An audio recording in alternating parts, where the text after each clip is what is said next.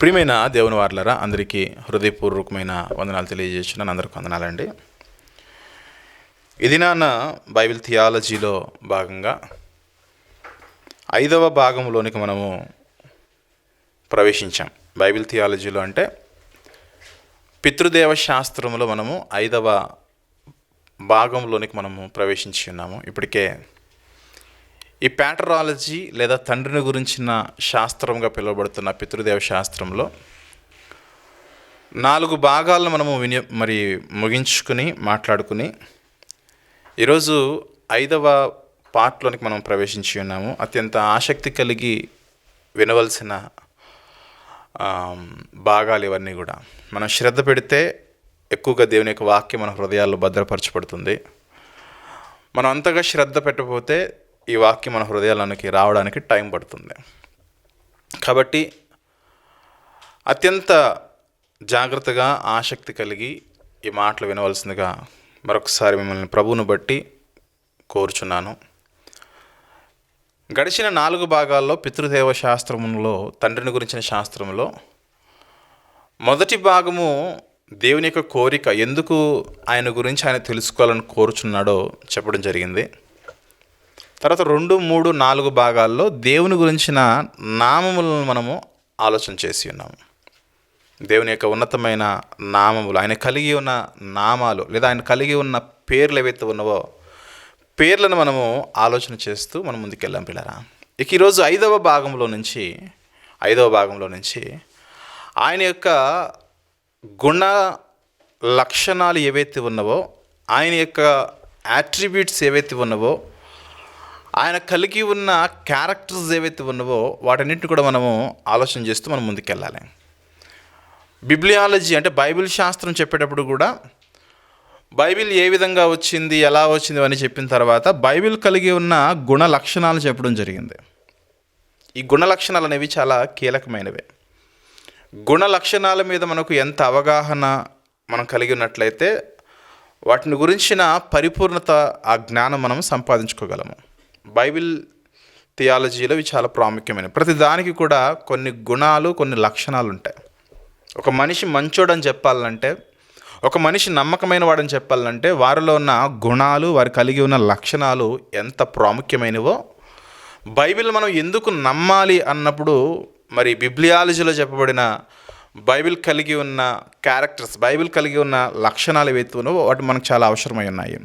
అలాగే దేవుడు, మనం ఎందుకు పరిపూర్ణంగా దేవుని మీద ఆధారపడాలంటే దేవుడు కలిగి ఉన్న లక్షణాలు ఏవైతే ఉన్నావో ఆ లక్షణాలే ఆయన యొక్క పరిపూర్ణమైన దైవత్వాన్ని, ఆయన యొక్క పరిపూర్ణమైన స్థితిని, ఆయన యొక్క శక్తిని ఎల్లప్పుడూ కూడా తెలియజేసే ముందు వరుసలో ఉండేటివే ఆయన గురించిన యాట్రిబ్యూట్స్, ఆయన గురించిన లక్షణాలు. సో ఆయన గురించిన గుణాలు ఏవైతే ఉన్నావో ఆ గుణాలు దేవుని గురించి చెప్పే విషయంలో చాలా కీలకమైనవి. ఇప్పటివరకు మనం నామాలు విని ఉన్నాం. 2వ భాగంలో, 3వ భాగంలో, 4వ భాగంలో ఈ నామాలను బేస్ చేసుకుని ఒక్కొక్క గుణాన్ని మనం ఆలోచన చేస్తూ ఉంటే ఆయన ఎంత పరిపూర్ణుడో, ఎంత శక్తి కలిగిన వాడో, ఎంత సంపూర్ణుడో, ఆయన గురించిన అసాధ్యమైన విషయాలు ఏవైతే ఉన్నవో వాటన్నిటి కూడా మనము తెలుసుకునే అవకాశం ఉంటుంది ప్రియమైన దేవుని వారలారా. అందుకే ఈ యొక్క దేవుని గురించిన గుణ లక్షణాలు ఏవైతే ఉన్నవో ఇవి చాలా ప్రాముఖ్యమైనవి. క్రైస్తవ జ్ఞాని దేవుని గురించి ఈ విధంగా అంటున్నాడు, దేవుడు మహిమలో అగోచరుడు అని. అంటే అంత తొందరగా అర్థమయ్యేవాడు కాడు. అలాగే ఎత్తులో మనిషి యొక్క ఊహలకు అందనివాడు, అలాగే గొప్పతనములో అగాధమైన వాడు, అలాగే శక్తిలో సాటి లేనివాడు, జ్ఞానములో అసమాన్యుడు. ఆయనతో, దేవునితో సమానత కలిగిన వారిని ఎవరు మనం ఈ లోకంలో చూడలేం ప్రియమైన దేవుని వారలారా.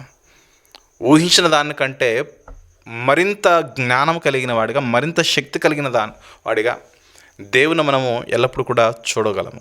దీని గురించి దావీదు గారు తన కీర్తనలో మాట్లాడుతున్న 139వ కీర్తనలో అసలు దేవుని గురించి మనకు తెలిసిందేంటి, మన గురించి దేవునికి తెలిసిందేంటి అని మాట్లాడుతూ 139వ కీర్తనలో 139వ కీర్తన మొదటి నుండి 6 వచనాలు అట్లా లైట్గా మనం చదువుకుంటూ మినిమం బేసిక్ ఇన్ఫర్మేషన్ ఏదైతే ఉందో దాన్ని మనం సమకూర్చుకొని మనం ముందుకెళ్ళిపోదాం ప్రియులరా. మనం దేవుని యొక్క లక్షణాల్లోనికి వెళ్ళాలంటే అసలు దేవుడు ఎంత ఉన్నతమైన వాడు, ఎంత శక్తి కలిగిన వాడు, ఎంత అద్వితీయుడో, ఎంత అసామాన్యుడో, ఊహకందని వాడుగా, అగోచరునిగా, అగాధమైన వాడిగా, మనుషుల యొక్క ఆలోచనలకు అంత త్వరగా దొరకని వానిగా దేవుని మనం చూడగలం ప్రియమైన దేవుని వల్ల. అందుకే దావీదు గారు అంటున్నారు 139వ కీర్తనలో, యెహోవా నీవు నన్ను పరిశోధించి తెలుసుకొని ఉన్నావు. దేవునికున్న సామర్థ్యం అది, మనుషులను పరిశోధించే, మనుషులను ఎగ్జామిన్ చేయగలిగిన సామర్థ్యం అది. ఏ విధంగా అంటే, నేను కూర్చుండుట, నేను లేచుట నీకు తెలియను, నాకు తలంపు పుట్టక మునిపే నీవు నా మనస్సు గ్రహించుచున్నావు. అర్థమవుతుందా? దేవునికున్న గొప్ప లక్షణంలో ఇదొక లక్షణం. భక్తుడైన దావీదు గారు మాట్లాడుతున్నాడు, అసలు నేను నా హృదయంలో ఏ తలంపు అయితే పుట్టలేదో ఆ తలంపు నాకు వస్తుందని నీవు ముందే గ్రహించుచున్నావు.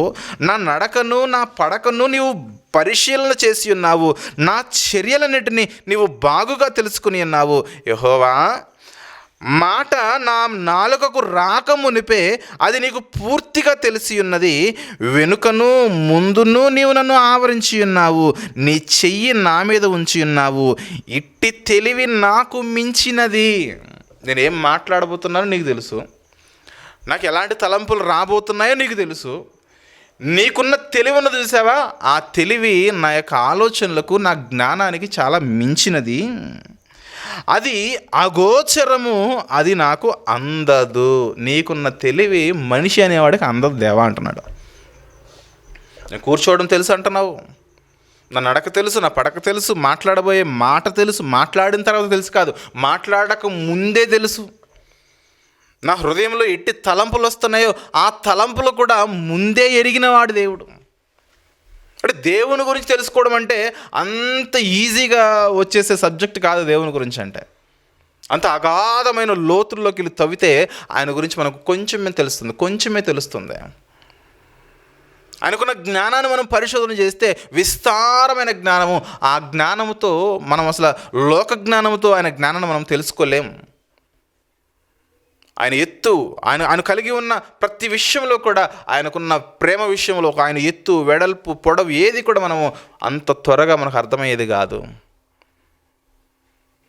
అందుకే ఆయన గురించి తెలుసుకోవాలంటే ఆయన యొక్క సహాయము మనకు చాలా అవసరం. పండితులు ఏమంటారంటే, without God cannot be known. అంటే దేవుడు లేకుండా దేవుని తెలుసుకోలేము. Without God cannot be known. దేవుడు లేకుండా, దేవుని యొక్క సహాయం లేకుండా దేవుణ్ణి మనము తెలుసుకోలేము అంటున్నారు భక్తులు. దేవుని గురించి మనకు ఎక్కువ జ్ఞానం మనకు రావాలంటే దేవుని యొక్క సహాయం మనకు ఎల్లప్పుడూ కూడా మనం కలిగి ఉండవలసిన వారమే ఉండాలి. మరొక మాట చూద్దాము. 145వ కీర్తనలో 3వ వచనం మనం చూద్దాం ప్రియమైన దేవుని వర్లారా. 3వ వచనం మనం చూసినట్లయితే, యెహోవా మహత్యము గలవాడు, ఆయన అధిక స్తోత్రము నొందదగిన వాడు.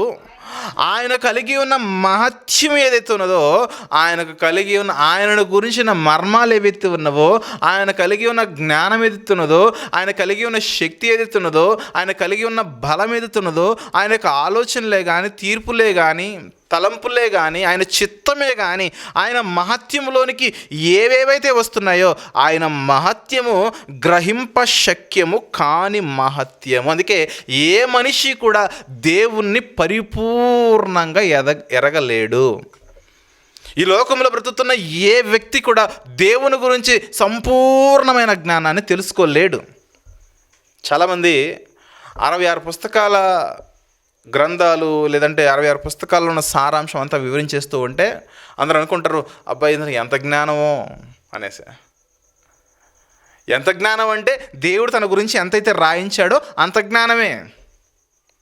ఈ రాసింది మాత్రమే దేవుని గురించి కాదు, రాయబడని జ్ఞానం, రాయబడని సంగతులు, రాయబడని మరి దేవుని కార్యాలు విస్తారమై ఉన్నవి. అవన్నీ రాసుకుంటూ వెళ్ళిపోతే భూలోకములో ఉన్న గ్రంథాలు సరిపోవు, గ్రంథాలయాలు సరిపోవు, ఏ పుస్తకాలు కూడా సరిపోవు. అంత విస్తారమైన మ్యాటర్, సబ్జెక్ట్ కలిగిన వాడే దేవుడు. అది దేవుని గురించిన విస్తారమైన పరిపాటి. ఆయన గురించి తెలుసుకోవడము అంత ఈజీ కాదు, ఎందుకంటే ఆయన చాలా దూరంలో ఉన్నవాడు మనకి. ఆయన గురించి మనం మాట్లాడినట్లయితే, ఆయన గురించి మాట్లాడుతూ దేవుడు నిగూఢుడు అని చెబుతారు చాలామంది.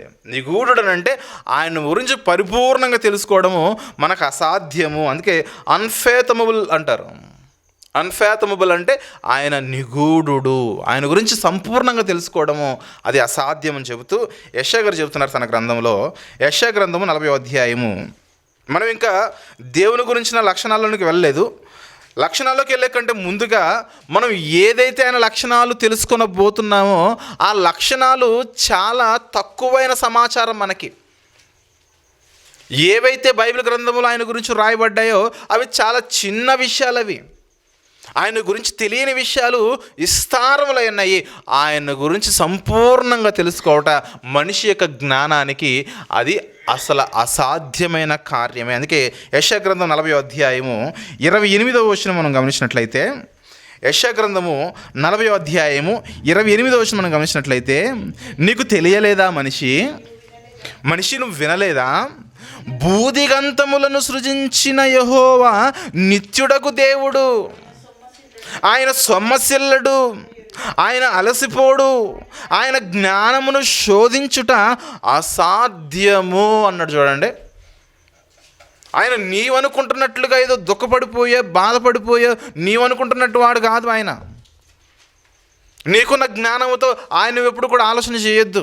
నీ జ్ఞానానికి, లోకములో ఉన్న సమస్తమైన జ్ఞానానికి మించినవాడు ఆయన. ఈ లోకములో ఉన్న జ్ఞానమంతా తీసుకెళ్ళిపోయి త్రాసులో పెడితే అదంతా కూడా తేలిపోతుందే కానీ దేవుని యొక్క జ్ఞానముతో, ఆయన గురించిన సమాచారంతో, ఆయన గురించిన లక్షణాలతో, ఆయన గురించిన విషయములో ఈ లోకములో ఉన్న ఏ జ్ఞానము కూడా సరితూగదు.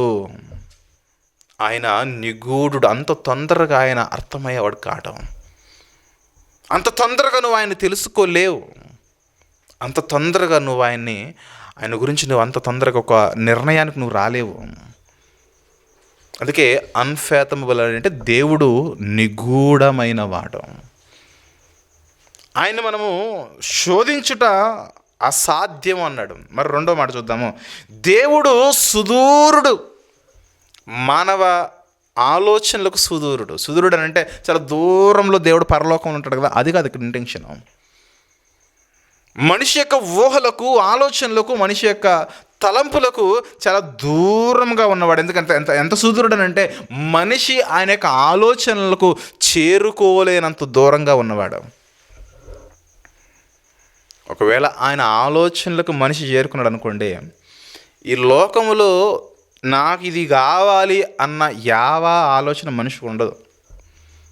దేవుని గురించి సంపూర్ణంగా తెలుసుకుంటే నాకు దేవుడే కావాలి, నేను దేవుని కొరకే బ్రతకాలి, నేను పుట్టిందే దేవుని కోసం, నేను అనే ఈ పదార్థము, నేను అని పిలువబడుతున్న ఈ వస్తువు కలగజేయబడినదే ఆయన నిమిత్తము, ఆయన పని చేయడానికి నేను కలగజేయబడ్డాను. అంటే దేవుణ్ణి మనం రీచ్ అయితే ఇటువంటి ఆలోచన మన హృదయంలో నరనరాల్లో జీర్ణించుకుపోతాయి.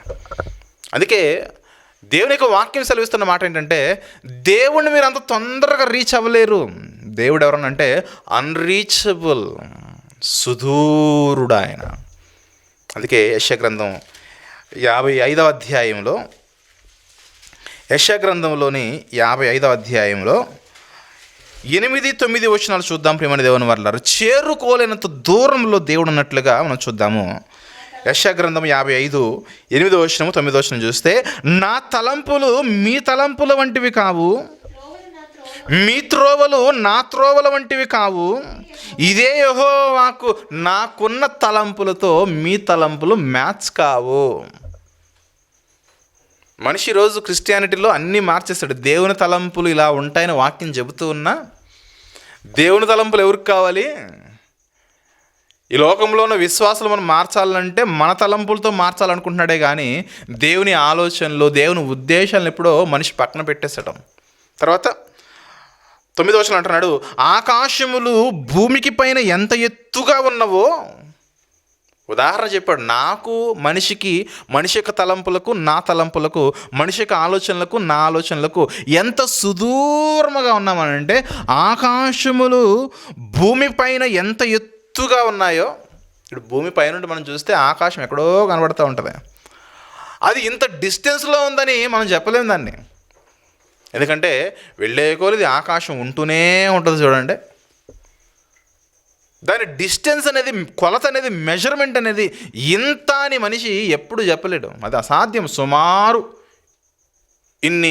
ఇంత కాంతి సంవత్సరాల దూరం అంటాడు అంతే. అదే అంటున్నాడు దేవుడు, ఆకాశములు భూమికి ఎంత ఎత్తుగా ఉన్నాయో మీ మార్గముల కంటే నా మార్గములు, మీ తలంపుల కంటే నా తలంపులు అంత ఎత్తుగా ఉన్నాయి. దేవుడు అనే నేను అంత దూరంలో ఉన్నాను ఈ లోకానికి. మొదటి మాట ఏమన్నాడు చెప్పండి? దేవుడు ఆయన గురించి తెలుసుకున్నట్టు అసాధ్యం, ఆయన నిగూఢుడు, అంత త్వరగా మనుషులకి అర్థమయ్యేవాడు కావటం ఈ లోకానికి. రెండవది, ఆయన సుదూరముగా ఉన్నాడు, అన్రీచబుల్, చేరుకోలేనంత దూరంలో దేవుడు ఉన్నాడు. ఇక మూడవది చూస్తే, దేవుడు అనన్వేషీయుడు, అంటే అన్సెర్చబుల్. మనం అనుకుంటాము వెతికితే దొరుకుతాడని. నువ్వు వెతికినా దొరకని వాడే దేవుడు. పరిపూర్ణంగా దొరకడు దేవుడు. ఎంత దొరుకుతాడు చెప్పనా? బైబిల్లో ఆయన గురించి ఎంత రాయబడినదో అంత మాత్రమే దొరుకుతాడు దేవుడు. ఎందుకు ఈ విషయం చెప్తున్నాను? మిమ్మల్ని ప్రిపేర్ చేస్తున్నాను. దేవుని యొక్క గుణాతిశయములు, దేవుని యొక్క లక్షణాలు, దేవుని యొక్క గుణాలు ఏవైతే ఉన్నావో వాటిని తెలుసుకునే ముందు మిమ్మల్ని చిన్నగా మేము ప్రిపేర్ చేస్తున్నాను. ఆయన ఎంత సుదూరంలో ఉన్నవాడో, ఎంత ఎత్తులో ఉన్నవాడో, ఎంత అగోచరుడో, ఆయన యొక్క మహత్యమును మనము శోధింప శక్యము కాని మహత్యం ఆయనదే. ఆయన జ్ఞానాన్ని మనము తెలుసుకోలేనంత విస్తారమైన జ్ఞాన సంపన్నుడు ఆయన. మనకందని అంత దూరములో, సుదూరంగా ఉన్నాడు. ఆలోచనలో, జ్ఞానములో, శక్తిలో, స్థాయిలో, అన్నిటిలో కూడా మనిషి వెదికిన దొరకని దేవుడు. దేవునికున్న గొప్ప లక్షణం అదే. ఎంతవరకు దొరుకుతాడనంటే, బైబిల్లో ఆయన గురించి ఎంతవరకు ఆయన రాసిచ్చాడో మనం అంత తెలుసుకుని చాలా ఎక్కువగా ఫీల్ అయిపోతూ ఉంటాము. దేవుని గురించి నాకే ఎక్కువ తెలుసు అని. మరికొంతమందిని చూస్తే కనీసం ఇచ్చిన చిన్న గ్రంథాన్ని కూడా ఎక్కువగా తెలుసుకోవడానికి మనిషి ఇష్టపడడం. దేవుడు ఒక చిన్న గ్రంథాన్ని మన చేతిలో పెట్టి ఆయన ఏం చేశాడనంటే, దీనిలో చిన్న చిన్న పదాలతో నేను మిమ్మల్ని ఆలోచింప చేయాలనుకున్నాను. ఆ చిన్న చిన్న పదాలు మీరు ఆలోచన చేసినట్లయితే నేను చాలా విస్తారమైన శక్తి, సామర్థ్యము, జ్ఞాన సమృద్ధి కలిగిన వాడని మనిషి నీకు అర్థం. అందుకే అగోచరుడు అనే పదమే కానీ, ఆయన గురించి తెలుసుకున్నట అసాధ్యం అనే పదము కానీ, శోధింప సఖ్యము కానంత విస్తారమైన మార్గములు కలిగిన వాడని, ఇలాంటి పదాలు మనం బైబిల్లో చూస్తాం. ఎందుకంటే దేవుడు నిగూఢుడు, అన్ఫాథమబుల్. అలాగే దేవుడు అన్రీచబుల్. అలాగే దేవుడు అనన్వేషుడు, అంటే అన్సెర్చబుల్. అందుకే పౌలు గారు అంటున్నారు ఆయన గురించి, రోమిలకు రాసిన పత్రిక 11వ అధ్యాయము, రోమిలకు రాసిన పత్రిక 11వ అధ్యాయము 33వ వచనం మనము చూసినట్లయితే, 33వ వచనం మనం చూసినట్లయితే అన్సెర్చబుల్ అని మాట్లాడుతూ పౌలు గారు మాట్లాడుతున్నారు దేవుని గురించి. రోమపత్రిక 11వ అధ్యాయం 33వ వచనం చూస్తే, ఆహా, దేవుని బుద్ధి జ్ఞానముల బాహుళ్యము ఎంతో గంభీరము కదా. అంటే పౌలు గారు కూడా చాలా చిన్న ఇన్ఫర్మేషన్ తెలిసింది దేవుని గురించి. ప్రభు యొక్క ఆత్మ నడిపింపుతో నడిచిన వాడిగా. ఇంకా బాగా చెప్పాలంటే కొన్ని విషయాలు పౌలు గారు చెప్పేంత వరకు మిగిలిన వారికి తెలియదు. దేవుని గురించిన కొన్ని జ్ఞాన సంగతులు పౌలు గారు చెప్పేంత వరకు కొన్ని విషయాలు సంఘానికి తెలియదు. ఆయన మొదటిసారి వింటున్నప్పుడు దేవుని గురించి ఏదైతే దేవుడిచ్చిన కొద్దిపాటి సమాచారం ఏదైతే ఉన్నదో ఆయన గురించి, ఆ సమాచారాన్ని ఆయన పౌలు గారు మొదటిసారి వింటున్నప్పుడు, ఆహా, అబ్బో ఏదో అనుకున్నాం కానీ అసలు దేవుడు మామూలుడు కాదు. ఆయన యొక్క బుద్ధి జ్ఞానముల బాహుళ్యము ఎంతో గంభీరము,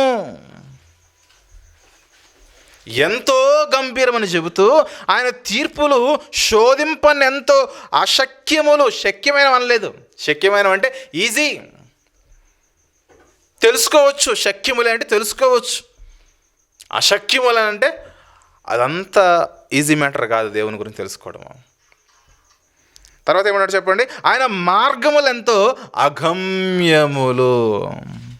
మనిషిగా నీ ఆలోచనలకు ఆయన అందడు. అందుకే ఆయన అనన్వేషుడు, అన్సెర్చబుల్. అని నువ్వు వెతికినా అంత ఈజీగా దొరకడం. దేవుడు కొంత జ్ఞానాన్ని ఇచ్చి తన గురించి, కొంత సమాచారాన్ని ఇచ్చి తన గురించి, నాయన ఇది తెలుసుకోండి, ఇది తెలుసుకున్న తర్వాత దీని ప్రకారం మీరు జీవించండి. కానీ మనిషి ఈ చిన్న బైబిల్ గ్రంథాన్ని తెలుసుకోవడంలో కూడా మనిషి ఎంతో నీరసించిపోతాడు, అలసిపోతాడు, తెలుసుకోలేడు, వినలేడు, చదవలేడు. ప్రియమైన దేవుని వాళ్ళరా, దేవుడు నిగూఢుడు, అన్ఫాథమబుల్. అలాగే దేవుడు అన్రీచబుల్, దేవుడు సుదూరుడు. అలాగే దేవుడు అన్సెర్చబుల్, దేవుడు అంటే అనన్వేష్యుడు. అలాగే దేవుడు ఇన్విజిబుల్, అంటే దేవుడు అదృశ్యుడు. మనం అనుకుంటూ ఉంటాము, కలలోనో అక్కడో ఇక్కడో ఏదో చూసుకుని మేము దేవుణ్ణి చూసామండి అంటారు. మరికొందరేమో బతుకుండగానే మేము పరలోకం వెళ్ళొచ్చేసామని అంటూ ఉంటారు. పరలోకం వెళ్ళి నేను వచ్చాను, దేవుడిని చూశాను, దేవుడు చాలా ఆరోగ్యంగా ఉన్నాడు, ఆయనకి ఎలాంటి సమస్యలు లేవు, ఆయనకి ఎలాంటి వ్యాధులు లేవు, ఆయనకంతా మెడిసిన్ కరెక్ట్గా అందుతుంది, ఆయన మంచి బలంగా ఉన్నాడు, ఏం కాదు, ఇటువంటి సాక్ష్యాలు చెబుతూ ఉంటారు. దేవుడు అంతా హ్యాపీనే. అంటే ఎవరైనా ఒక పెద్ద ఆయన చూసి వస్తే మనం ఏం చెప్తాం చెప్పండి? కేసీఆర్ గారు హాస్పిటల్లో ఉన్నారు, ఏం పర్లేదు, బాగానే ఉన్నాడు, త్వరగా కోలుకుంటాడు, ఓకే. ఇలాంటి ఎలాగైతే ఈ లోక సంబంధమైన ఆలోచనలతో మనిషి ఆలోచిస్తాడో దేవుని గురించి ఆలోచిస్తాడు. కానీ వాక్యం అంటుంది, లేఖనం అంటుంది, దేవునిని నీవు చూడలేవు, దేవుడు అదృశ్యమైన వాట.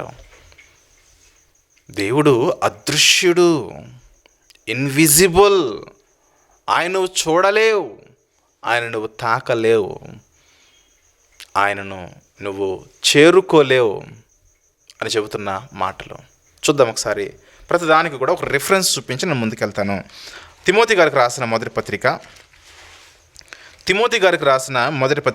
మొదటి అధ్యాయము 17వ వచనం మనం చూద్దాం. ప్రియమైన దేవుని వర్లారా, తిమోతి గారికి రాసిన మొదటి పత్రిక మొదటి అధ్యాయము 17వ వచనం చూస్తే, సకల యుగములలో రాజయ్యుండి అక్షయుడును అదృశ్యుడునగు అద్వితీయ దేవునికి ఘనతయు మహిమయు యుగయుగములు కలుగునుగాక అని చెబుతూ అక్షయుడును అదృశ్యుడును చెబుతున్నాడు. అంటే దేవుడు ఇన్విజిబుల్, కనిపించని వాడు దేవుడు. ఎందుకు ఈ యొక్క ప్రాథమిక సమాచారాన్ని మీ జ్ఞాపకాలకు తీసుకొస్తున్నానంటే, ఆయన యొక్క గుణాలు తెలుసుకునే విషయంలో ఈ సమాచారము చాలా మనకు కీలకమైనది. ఆయన నిగూఢమైన వాడు, అంత తొందరగా ఆయన మనము శోధించి తెలుసుకోలేము. ఆయన జ్ఞానమే కానీ, కార్యాలే కానీ, ఆయన యొక్క ఉన్నతమైన స్థితి, గుణ లక్షణాలే కానీ, ఆయన చాలా సుదూరముగా ఉన్నాడు ఆలోచనలో, తలంపులు, అన్ని విషయాల్లో. ఆయన అనన్వేషీయుడు. ఆయన అంత తెలుసుకోవడం, ఆయన అంత నువ్వు ఎంత రీసెర్చ్ చేసినా ఆయన జ్ఞానం ఇస్తే ఎంత ఇస్తాడో అంత మాత్రం తెలుసుకోగలవు. కానీ ఆయన ఎంత కలిగి ఉన్నాడో, ఆయన ఏమై ఉన్నాడో సమస్తము కూడా మనిషి యొక్క ఆలోచనలో అది తెలుసుకున్నట్టు అసాధ్యము. అలాగే ఆయన ఇన్విజిబుల్, ఆయన అదృశ్యుడు. ఇంకొకటి ఏంటంటే ఆయన మరి సమీపింపరానివాడు. ఒక సుదూరుడు అన్నా కూడా, సమీపింపరానివాడు అన్నా కూడా ఒక దగ్గరి అర్థమే. కానీ ఇది మరొక ఆలోచన చూస్తే ఆయన అన్అప్రోచబుల్. అందుకే ఈ తిమోతి పత్రికలో పౌలు గారు మాట్లాడుతూ 6వ అధ్యాయం 16వ వచనంలో, మొదటి తిమోతి 6వ అధ్యాయం 16వ వచనంలో, సమీపింపరాని తేజస్సులో అంటే మనుషులుగా మనము ఆయన తేజస్సును కానీ ఆయన దగ్గరికి మనం సమీపించలేము, చేరుకోలేనంత, మనము సమీపించలేనంత లక్షణాలు.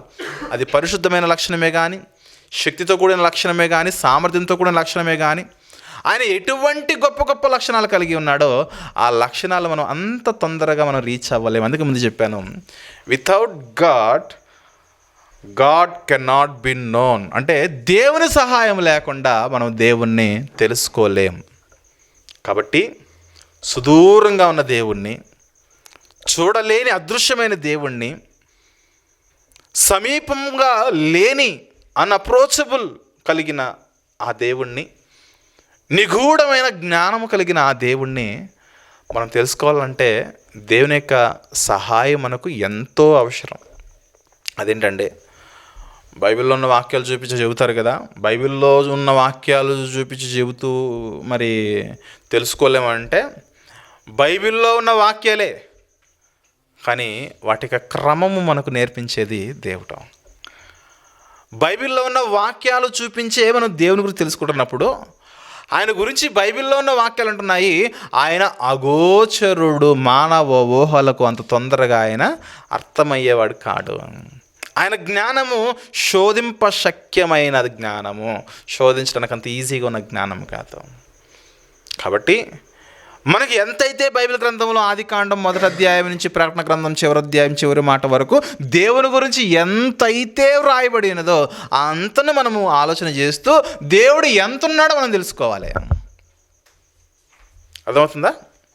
ఒక చిన్న సమాచారాన్ని దేవుడు మనకిచ్చాడు.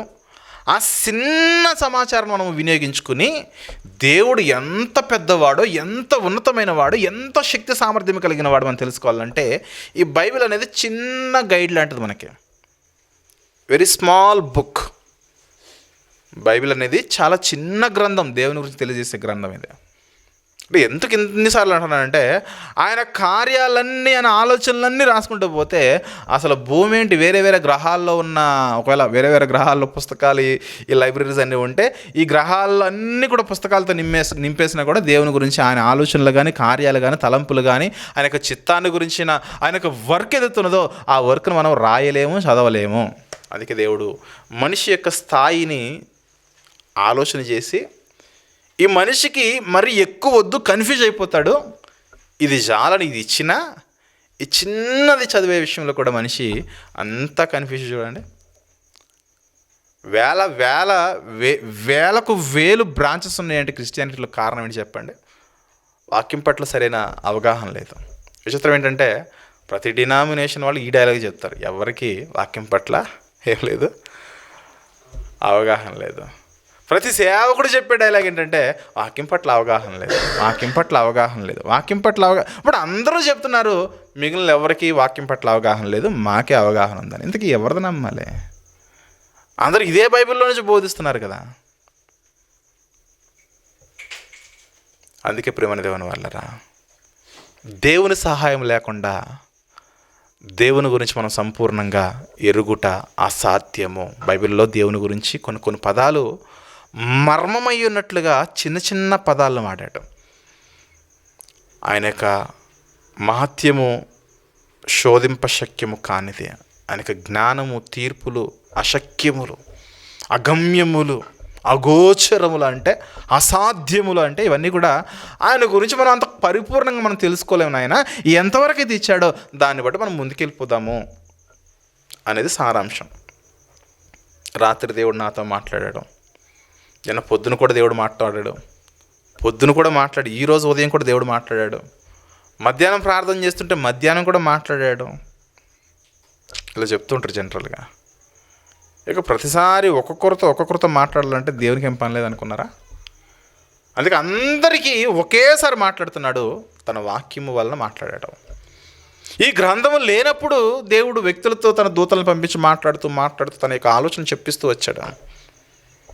భక్తులకు కూడా దర్శన రూపంలో, కళ రూపంలో దేవుడు ప్రత్యక్షమై తన వాక్కును ఆయన వినిపింపజేశాడు. కానీ ఎప్పుడైతే బైబిల్ గ్రంథము పరిపూర్ణంగా లిఖించబడిన తర్వాత, బైబిల్ గ్రంథానికి పరిపూర్ణత వచ్చిన తర్వాత దేవుడు అంటున్నాడు, ఇక చూసుకోండి ఆయన, ఇది చాలా చిన్న పుస్తకము, దీనిలో నేను చాలా పెద్ద సమాచారం ఉంచాను, ఆ సమాచారం మీ జీవితాలు మార్చేది. దీనంతా కూడా మనసులో ఉంచుకుని దేవుని యొక్క గుణ లక్షణాలు, యాట్రిబ్యూట్స్ ఆఫ్ గాడ్, దేవుని యొక్క గుణాలు ఏవైతే ఉన్నవో అవి చాలా కీలకమైనవి. నేను బిబ్లియాలజీ చెబుతున్నప్పుడు కూడా బైబిల్ యొక్క గుణ లక్షణాలు చెప్పాను, అంటే బైబిల్ యొక్క క్యారెక్టర్స్ అని చెప్పాను. వాటిలో మళ్ళా క్యారెక్టర్స్లో ఇది మొదటి భాగము, రెండవ భాగము, మూడవ భాగం, నాలుగో భాగం చెప్పుకుంటూ వెళ్ళాను. అంటే ఓవరాల్గా బిబ్లియాలజీ 10 పార్ట్లు ఉన్నా కూడా అది తెలిసి 5వ భాగం నుంచో 4వ భాగం నుంచో బైబిల్ యొక్క గుణ లక్షణాలు మాట్లాడుకుంటూ వచ్చాం. అలాగే ఇది తండ్రిని గురించిన శాస్త్రము, పితృదేవ శాస్త్రంలో ఇది వరుస సంఖ్యలో 5వ భాగం అయినప్పటికీ ఆయన గురించిన గుణాలు చాలా ఉన్నాయి కాబట్టి ఆయన గుణాలను మనం మాట్లాడుతున్నప్పుడు ఆయన గుణాల్లో ఇది మొదటి భాగం. ఓవరాల్గా ఇది 5వ భాగము. ఆయన గురించిన గుణాలు ఏవైతే ఉన్నావో ఆయన యొక్క యాట్రిబ్యూట్స్ గురించి మాట్లాడుతున్నప్పుడు ఇది మొదటి భాగం మనం తీసుకుందాము.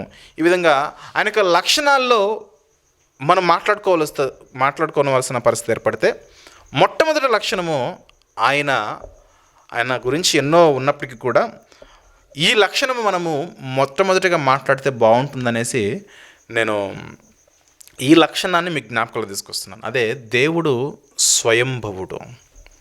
అంటే ఆయన ఆత్మ, ఇలా చెప్పుకుంటూ వెళ్ళిపోవచ్చు. ఆయన గొప్పవాడు, మహోన్నతుడు, సర్వశక్తివంతుడు, సర్వాధికారి, సర్వజ్ఞాని, సర్వవ్యాపి, ఇవన్నీ చెప్పుకుంటూ వెళ్ళిపోవచ్చు. కానీ ఆయన యొక్క ప్రారంభము, ఆయన ఉనికిని గురించి తెలియజేసేదే ఆయన స్వయంభవుడు, అంటే సెల్ఫ్ ఎగ్జిస్టింగ్. ఒక కుమారుడు ఒకరోజు తన తండ్రిని అడిగాడు, నాన్న నాది ఒక డౌట్ అన్నాడు. ఏడు చెప్పు అన్నాడు. మనం రోజు దేవుని దగ్గరికి వెళ్తున్నాం కదా, దేవుని దగ్గరికి వెళ్ళి ప్రార్థన చేసుకుంటూ, దేవుని దగ్గరికి అంటే చర్చికి వెళ్ళి వస్తున్నాం కదా, ప్రార్థన చేసుకుంటున్నాం కదా. ఇప్పుడు హిందూ సమాజంలో చూసుకున్నట్లయితే ఆ విగ్రహాలు చెక్కిన శిల్పులు మనం చూడొచ్చు. ఆ శిల్పులు విగ్రహాలు చెక్కితే మరి పూజారులుగా, పండితులుగా పిలువబడుతున్న వారు మంత్రోచ్చారణ చేసిన తర్వాత రాయే కానీ, చెట్టే కానీ, పుట్టే కానీ ఏదైనా కూడా ఒక వస్తువు వారికి దేవుడుగా, దేవతగా ఎంచబడుతుంది. మరి బైబిల్లో ఉన్న దేవుణ్ణి ఎవరు తయారు చేశారు? అసలు దేవుడు ఎవరు? దేవుడు ఏమై ఉన్నాడు? దేవుణ్ణి ఎవరు తయారు చేశారు అని అంటే, జ్ఞానం కలిగిన తండ్రి అయితే ఏం చెప్పాలనంటే, నాయన దేవుణ్ణి ఎవరు తయారు చేయలేరు. దేవుడు అనాది కాలముగా ముందు నుండి ఆయన ఉన్నవాడు దేవుడు. ఒకవేళ దేవుణ్ణి ఎవరైనా తయారు చేయవలసిన పరిస్థితులే కనుక ఏర్పడితే, దేవుని ఎవరైనా కలగజేయబడిన వాడు దేవుడు కాడు. Note this point. మనుషుల చేత ఎవరైతే కలగజేయబడుతున్నారో, అది విగ్రహమే కానీ, శిల్పమే కానీ, రాయే కానీ, చెట్టే కానీ, పుట్టే కానీ, కలగజేయబడిన ఏది కూడా కలగజేయబడిన దానికి దైవత్వం ఉండదు. ఆ విధంగా తనకున్న సమాచారాన్ని బట్టి ఆ తండ్రి తన కుమారుతో చెప్పాడు, ఈ లోకంలో మనం చూస్తున్న దైవత్వంలో పిలువబడుతున్న ఏవైతే ఉన్నావో అవన్నీ కూడా కలగజేయబడినవి నాయన. ఈ కలగజేయబడినవి దేవుళ్ళు కారు, దేవతలు కూడా కారు. కాబట్టి దేవుడు అని ఆయన నువ్వు తెలుసుకోవాలంటే ఆయన యొక్క ఉనికిని నువ్వు తెలుసుకోవాలి. ఆయన యొక్క ఉనికి ఏంటంటే, నీవు కొన్ని లక్షల కోట్ల సంవత్సరాలు వెనకకి వెళ్ళిపోయినా అక్కడ నీవు దేవుణ్ణి చూడగలవు. Note this point. దేవుని యొక్క ఉనికి ఏంటంటే, ఆయన ఎప్పటి నుంచి ఏ విధంగా ఉన్నవాడని అంటే, ఆయన్ని ఎవరూ కలగజేయలేదు. ఆయన తనకు తానుగా ఉనికిలోనికి వచ్చినవాడు, తనకు తానుగా ఉన్నవాడు దేవుడు. ఆయన ఎవరు కూడా కలగజేయలేరు. నువ్వు ఎన్ని కోట్ల సంవత్సరాలు వెనక్కి వెళ్ళిపో, 2000 సంవత్సరాల ముందుకెళ్ళి అక్కడ ఉంటాడు, 4000 సంవత్సరాల కిందకెళ్ళి అక్కడ ఉంటాడు, 1,00,000 సంవత్సరాల కిందకెళ్ళి అక్కడ దేవుడు ఉంటాడు, 1,00,000 కోట్ల సంవత్సరాల క్రిందకెళ్ళి అక్కడ ఉంటాడు. అలా నీ నెంబర్ ఎంత పెద్దదో అంత పెద్ద నెంబర్ నువ్వు ఊహించుకుని ఆ చివరికి వెళ్ళిపోయినా ఆ చివరి ప్రారంభంలో దేవుడు ఉంటాడు. అలాగే భవిష్యత్తును చూడు. భవిష్యత్తు నువ్వు ఎంత పెద్ద సంఖ్య, ఇప్పుడు ప్రపంచంలో ఈ సంఖ్య పెద్దది అని నువ్వు అనుకుంటే నీ ఆలోచనలో ఆ సంఖ్య తర్వాత కూడా దేవుడు ఉంటాడు. అందుకే దేవుడు స్వయంభవుడు అని అంటే ఆయన ఎవరు కూడా కలగజేయలేరు, ఆయన ఎవరు కూడా రూపించలేరు. ఆయన యొక్క వయసు ఇంత అని మనిషి తెలుసుకోలేడు. బైబిల్లో దేవుడు మనుషుల గురించి మిడతల వంటి వారు ఈ మనుషులు అంటాడు. అక్కడికి వస్తాను తర్వాత, కాకపోతే రిఫరెన్స్ తర్వాత చెప్తాను. మనుషులు నా దృష్టికి మిడతల వంటి వారు అని అంటాడు దేవుడు. ఎందుకంటాడు చెప్పనా? మిడతలు సగటు జీవితకాలము 50 రోజుల నుంచి 70 రోజులు మాత్రమే బ్రతకగలవు. 50 రోజుల నుంచి 70 రోజులు అంటే ఒక 7, 8, 9, 10 వారాలు వాటి యొక్క ఆయుష్కాలం. ఈలోగా ఎవరైనా మళ్ళంటి వాళ్ళు చంపేస్తే ముందు చచ్చిపోతుంది. అంటే చిన్న ఆయుష్కాలం. మిడతలది 50 రోజులు అంటే ఎంత చెప్పండి, నెలన్నర తిరిగితే 2 నెలలు రాకముందే 50 రోజులు అయిపోతాయి. పోనీ 2 నెలలు అనేది చాలా చిన్న ఆయుష్. ఈ 2 నెలల చిన్న ఆయుష్ కలిగిన మిడత 60, 70, 80 సంవత్సరాలు కలిగిన మనిషి గురించి తెలుసుకోగలదా? మనిషి యొక్క ప్రారంభం ఎక్కడ అని. ఒకరోజు మిడత వచ్చి ఇక్కడ మాట్లాడుతుంది, ఇక్కడ నిలబడింది. దాన్ని తీసుకుని ఇక్కడ పెట్టుకున్నా. ఆ మిడత నాతో మాట్లాడుతుంది అనుకోండి. అడిగింది, నీ వయసు ఎంత అని అంటే, నీకెందుకులే, నీకు ఆ కాలాలు తెలీదు.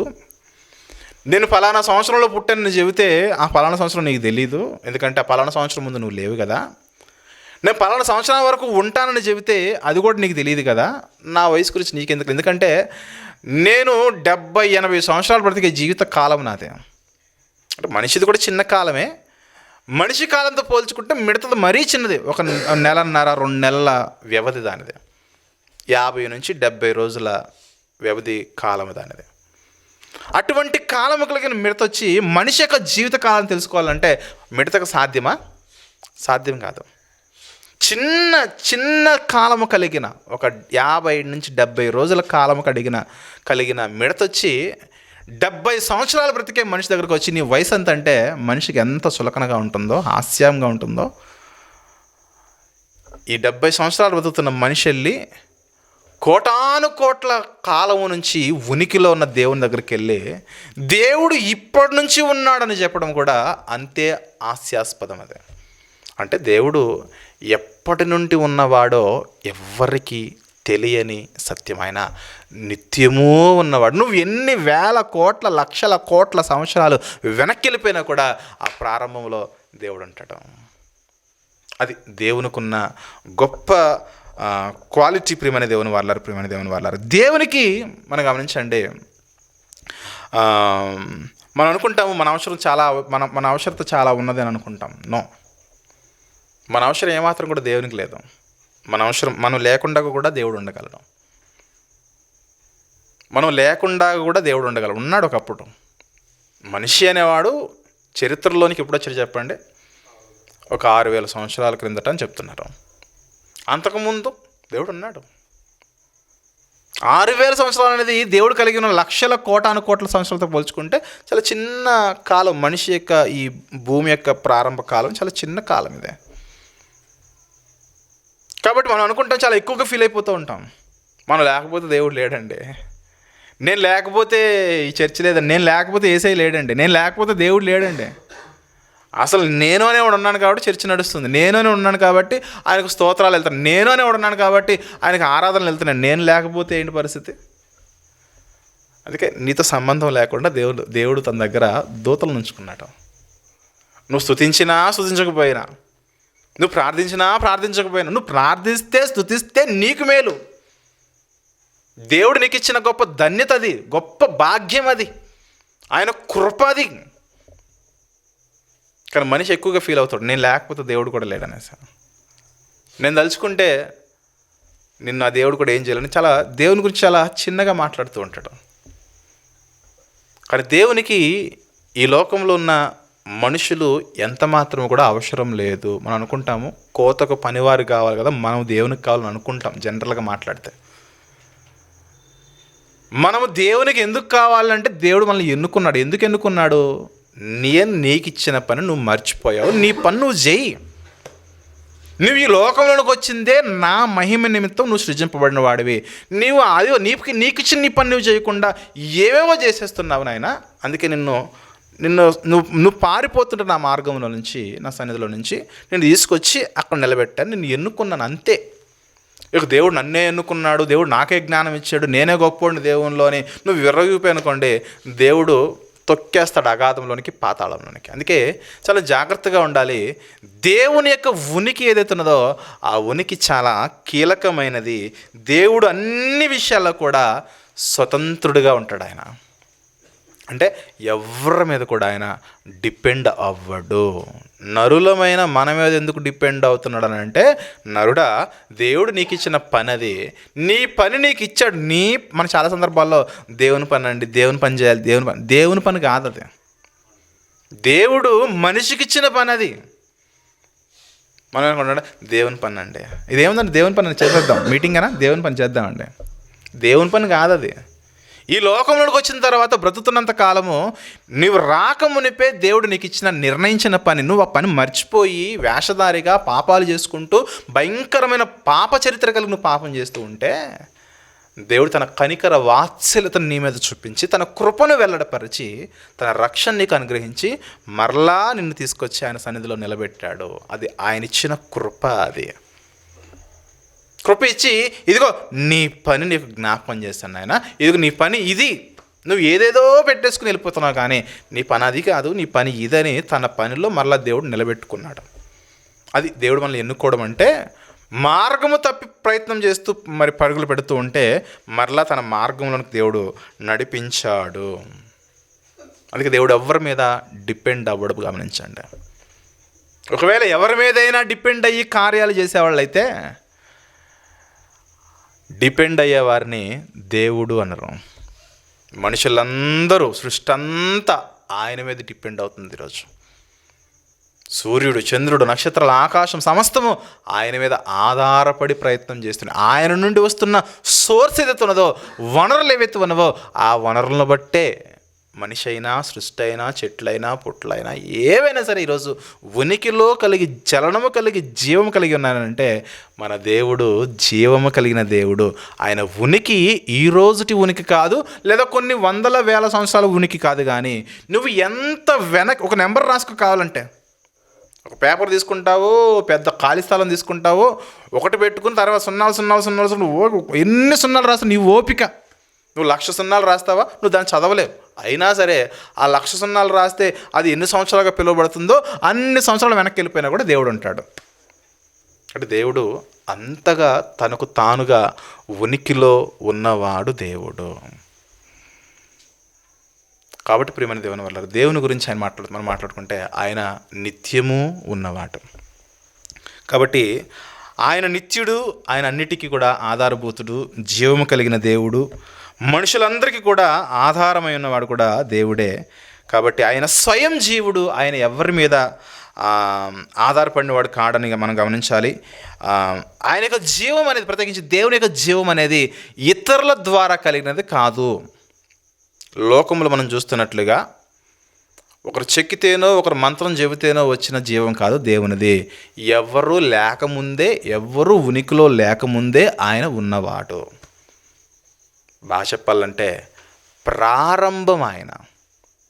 ప్రతి దానికి ప్రారంభం అంటారు కదా, అలా అసలు కనిపిస్తున్నది, కనిపించినది ఏదైతే ఉన్నదో అన్నింటికి కూడా ప్రారంభము ఎవరు చెప్పండి? దేవుడు. కాబట్టి ఆయన ఎవరి మీద ఆధారపడడు. మనుషులుగా మనం అందరం కూడా, సృష్టి అంతా కూడా ఆయన మీద ఆధారపడవలసిందే. ఆయన స్వయంభవుడు అనడానికి బైబిల్ యొక్క ఆధారాలు, బైబిల్ యొక్క రుజువులు మనం చూస్తూ మనం ముందుకెళ్దాం. ప్రియమైన దేవుని వాళ్ళరా, ఇక్కడ నుంచి మనం రెఫరెన్స్లు కొన్ని నోట్ చేసుకుంటూ మనం ముందుకెళ్దాము. దేవుడు ఏ విధంగా స్వయంభవుడని లేఖనాలు చెబుతున్నాయంటే, ఆదికాండం 1వ అధ్యాయంలోని 1వ వచనం ఏ విధంగా ఉందో చెప్పండి. దేవుడు ఉన్నాడా అని చెప్పట్లేదు. ఆదికాండం 1వ అధ్యాయంలో 1వ వచనము దేవుడు ఉన్నాడా లేడని మాట్లాడట్లేదు. ఏమని మాట్లాడుతుంది? దేవుడు ఉన్నాడు అని మాట్లాడుతుంది. ఎందుకంటే ఉన్నాడు కాబట్టే భూమి ఆకాశములను ఆయన సృజించెను. ఉన్నాడు దేవుడు. దేవుడు ఉన్నాడు కాబట్టి భూమిని, ఆకాశమును, సమస్తమును కూడా ఆయన సృజించినవాడు దేవుడు. బైబిల్ ప్రారంభం మనం చూస్తే ఉన్నాడా లేదా, ఉంటే చెప్పండి, అలా లేదు. ఉన్నాడు, కలగజేశాడు దేవుడు. అందుకే దేవుని నమ్మేవారు ఎలా నమ్మాలి చెప్పండి? దేవుడు ఉన్నాడనియు తను అడుగువానికి ఫలము దయచేయువాడనియు మనం నమ్మాలి. హెబ్రీ పత్రిక 11వ అధ్యాయం 6వ వచనం ఏం చదువుతుంది చెప్పండి? దేవుడు ఉన్నాడని నమ్మాలి మనం. నాకు అర్థమేంటి చెప్పండి? దేవుని యొక్క సెల్ఫ్ ఎగ్జిస్టింగ్, దేవుని యొక్క స్వయంభవుడు ఏదని మనం మాట్లాడుకుంటున్నామో, దేవుడు స్వయంభవుడు మాట్లాడుకుంటున్నప్పుడు ఆయన ఉన్నవాడు అనేది చాలా కీలకమైనది. ఇంతకుముందు చెప్పాను, ఎప్పటి నుంచి ఉన్నాడు అని అంటే, నువ్వు ఎన్ని వందల వేల కోట్ల లక్షల సంవత్సరాల క్రిందకి వెళ్తావో, నువ్వు ఎంతవరకు వెళ్ళగలవో అక్కడ అంతకు మునుపు కూడా దేవుడు ఉన్నాడు. అంటే నీకు తెలుసుకున్నట్టు అసాధ్యం అది. దేవుడు ఎప్పటి నుంచి ఉన్నాడు, ఎప్పటి నుంచి ఆయన ఉనికిలో ఉన్నాడు. అందుకే దేవుడు స్వయంభవుడు దేవుడు. ఎగ్జిస్టెన్స్ అనేది ఎవరో కలగజేస్తే ఉనికిలోనికి వచ్చినవాడు కాదు దేవుడు. ఆయన తనకు తానుగా ప్రారంభము నుండి ఉన్నవాడు దేవుడు అన్న వాస్తవాన్ని గమనించాలి. అందుకే మోషే గారికి కూడా ఏ పేరు చెప్పండి, నేను ఉన్నవాడను అన్నాడు. చూద్దాం ఒకసారి నిర్గమాకాండము తెలిసిన వచనమే మరొకసారి చూసుకొని మనం ముందుకెళ్దాం. 3వ అధ్యాయము, నిర్గమాకాండములోని 3వ అధ్యాయము 14వ వచనం చూసినట్లయితే, అందుకు దేవుడు నేను ఉన్నవాడను అంటే నేను ఉన్నానయ్యా. ఎప్పటి నుంచి ఉన్నావు ప్రభు అంటే నువ్వు ఎంత వెనక్కి వెళ్తావు వెళ్ళు, అప్పటి నుంచి నేను ఉన్నాను అంటే ఆయన యొక్క ఉనికిని బట్టి చెబుతుంది. దేవుని యొక్క స్వయంభత్వం మనం తెలుసుకోవాలంటే లేఖనాల యొక్క రుజువులు మనం చూసినప్పుడు దేవుడు ఉన్నవాడు. అందుకే ఆదికాండం 1వ అధ్యాయం కూడా ఉన్నాడా లేదా అని క్వశ్చన్ మార్క్తో ప్రారంభం అవ్వలేదు. ఉన్నాడు, కలగజేశాడు, ఉన్న ఆయన కలగజేశాడు. దేన్ని కలగజేశాడు? నువ్వు చూస్తున్న ప్రతిదాన్ని కలగజేశాడు, చూడని దాన్ని కూడా దేవుడు కలగజేశాడు. దేవుడు అది దేవుని యొక్క గొప్పతనం, గ్రేట్నెస్. అది ఆయన యొక్క ఉనికిని గురించి మాట్లాడాలన్నప్పుడు ఆయన యొక్క స్వయంభత్వంలో, ఆయన యొక్క ఉనికిలో ఇది చాలా కీలకమైనది. ఎప్పటి నుంచి ఉన్నాడనంటే నువ్వు ఎంత వెనక్కైనా వెళ్ళు, అప్పటి నుండి దేవుడు ఉన్నాడు. అంతకంటే ముందు నుండి దేవుడు ఉన్నాడు. ఇంకా దేవుని గురించి చెప్పాలంటే ఆయన మొదటివాడు, అలాగే ఆయన కడపట్టివాడు, చివరివాడు. ఆల్ఫా ఆయనే, ఒమేగా కూడా ఆయనే.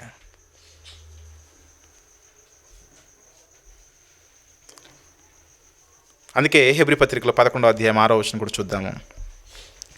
హెబ్రీ పత్రిక 11వ అధ్యాయము 6వ వచనం మనం చూసినట్లయితే, హెబ్రీ పత్రిక 11వ అధ్యాయం 6వ వచనం చూస్తే, దేవుని యొద్దకు వచ్చువాడు ఆయన ఉన్నాడని అని నమ్మాలి. చాలండి. విశ్వాసము లేకుండా దేవునికి ఇష్టడై ఉంటే అసాధ్యము.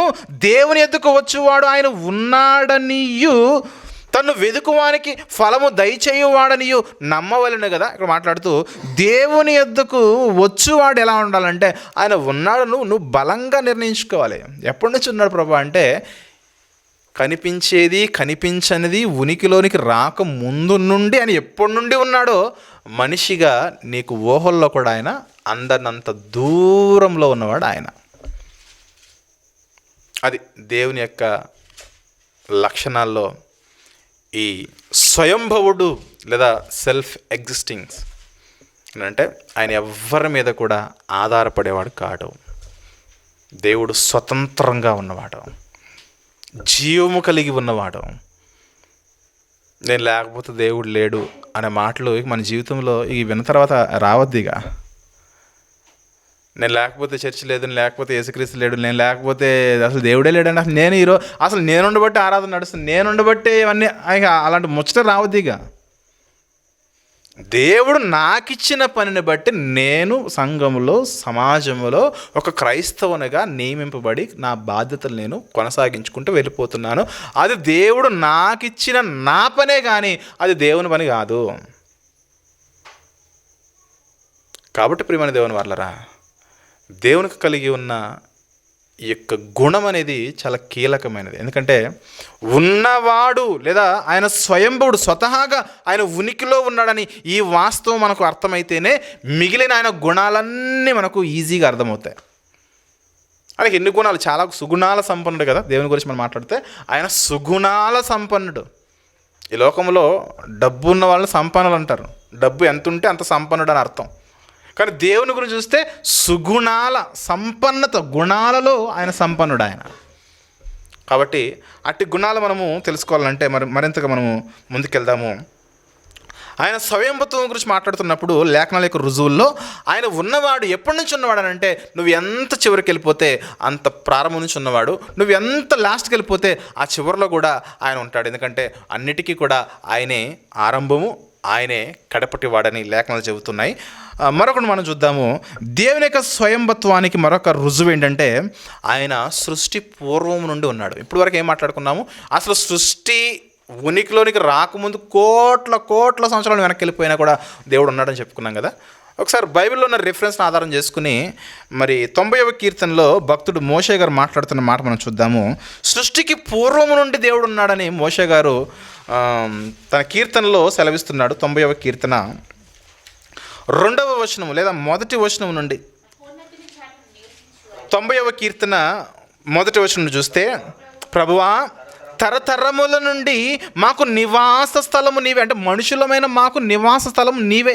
ఎప్పటి నుంచి అంటే తరతరాల నుంచి. ఆ తరాలు యుగాలు మనం తెలుసుకోగలమా అంటే మనిషి యొక్క ఆలోచనలకు ఆ తరాలు యుగాలు ఎంత మాత్రం కూడా ఊహలకు అందేటివి కాదు. తర్వాత అంటున్నాడు, పర్వతములు పుట్టక మునుపు భూమిని లోకమును నీవు పుట్టించక మునుపు దేవుడున్నాడు.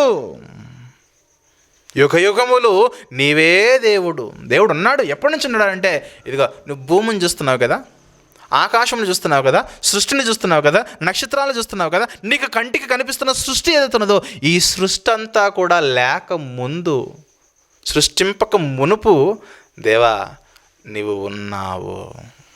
భక్తులకి ఆ విషయం అర్థమైంది. భక్తులకి ఆ విషయం అర్థమైంది. అందుకే ఆయన్ని చిన్నవాడిగా చూడడం మానేశారు. చిన్నవాడిగా చూసిన తర్వాత, చిన్నవాడిగా చూసినంత కాలం మనుషులు పాపాల మీద పాపాలు చేస్తూనే వెళ్ళిపోయారు.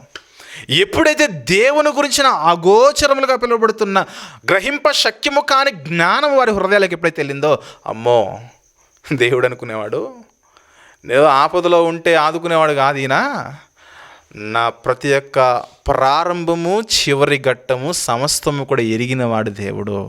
ఆయన దగ్గర నేను చాలా జాగ్రత్తగా ఉండాలని ఒక నిర్ణయానికి వచ్చి బ్రతికిన వారే భక్తులు. మరలా చెప్తున్నాను, బైబిల్లో ఉన్న ప్రతి భక్తుడు కూడా యూనివర్సిటీలు, కాలేజెస్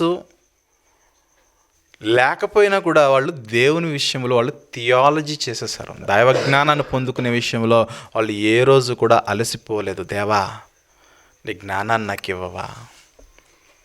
పౌలు గారు చెప్పేంతవరకు కొన్ని సంగతులు సంఘానికి తెలియలేదు.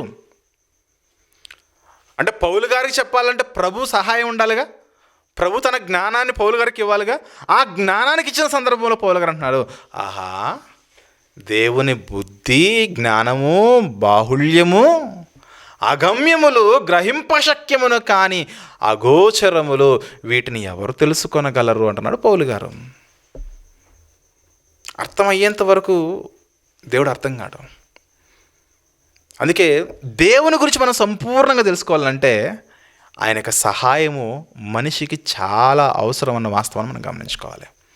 దేవుడు ఎప్పటి నుంచి ఉన్నాడనంటే, నువ్వు ఎంత వెనక్కి వెళ్తావు అంత వెనక్కి వెళ్ళు. ఈ డైలాగ్ చాలా కీలకమైనది. నేను చెబుతున్న ఈ సెంటెన్స్ ఏదైతే ఉందో చాలా కీలకమైన సెంటెన్స్ ఇది.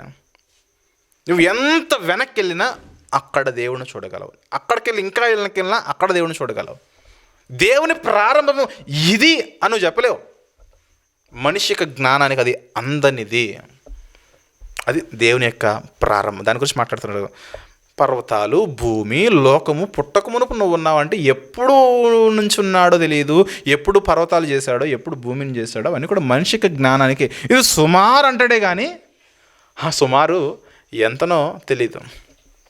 భూమి ఎప్పుడు పుట్టిందంటే కొన్ని కోట్ల సంవత్సరాలు అంటాడు, కొన్ని లక్షల సంవత్సరాలు అంటాడు, ఇలా మాట్లాడుకుంటాడు. కానీ కరెక్ట్ డేట్ చెప్పిన ఆయన అంటే ఎవరికి తెలియదు డేట్. ఆ డేటు సృష్టికర్త అయిన ఆయనకి తెలుసు. ఎందుకు తెలుసానంటే ఆయన ఈ భూమి లోకం ఏది లేక మునుపు ఆయన ఉన్నవాడు, సమస్తాన్ని కూడా చూసినవాడు ఆయన, సమస్తాన్ని కూడా చేసినవాడు ఆయన. కాబట్టి ఆయన ఉన్నవాడు అన్న వాస్తవాన్ని గమనించుకోవాలి. అలాగే ప్రకటన గ్రంథము 4వ అధ్యాయము మరొక మాట చూసుకుని మరొక పాయింట్లోకి వెళ్దాము. ప్రకటన గ్రంథము 4వ అధ్యాయము 10వ వచనం చూద్దాం. 10-11 వచనాలు చూస్తే దేవుని యొక్క ప్రారంభమును చూస్తే, ప్రకటన గ్రంథం 4వ అధ్యాయము 10వ వచనం చూస్తే చదవండి. ఆ 24 పెద్దలు సింహాసనమందు ఆసీనుడయుండు వాని ఎదుట సాగిలపడి యుగ యుగములు జీవించుచున్న వానికి. దేవుడు ఎవరు చెప్పండి? నిత్యము జీవము కలిగిన దేవుడు. పలానా యుగంలో ఈయన, ఇంకొక యుగంలో ఈయన, ఇంకొక యుగంలో ఈయన అని చెప్పుకునే దేవుడు కాదు ఈయన. నువ్వు ఎన్ని యుగాలు రాసుకుంటావు రాసుకో, నువ్వు ఎన్ని యుగాలు వెనక్కి వెళ్ళిపో, నువ్వు ఎన్ని యుగాలు వెనక్కి వెళ్ళినా ఆ యుగంలో అంతకంటే ముందు దేవుడు ఉంటాడు. అందుకే భక్తులకు కూడా ఇది అర్థం కాలే. ఎవరు మాట్లాడతారు ఇక్కడ? పరలోకంలో సింహాసనము ఆ స్థితిలో వాళ్ళకే తెలియదు దేవుడు ఎప్పటి నుంచి ఉన్నాడు అనేది. అంటే జ్ఞానులు వీళ్ళకి అంతా తెలుసు అని మనం కొంతమంది అనుకుంటాం కదా, దేవదూతల్లో పరలోకంలో ఉన్నవారినో పరిశుద్ధులు అనుకుంటాం కదా.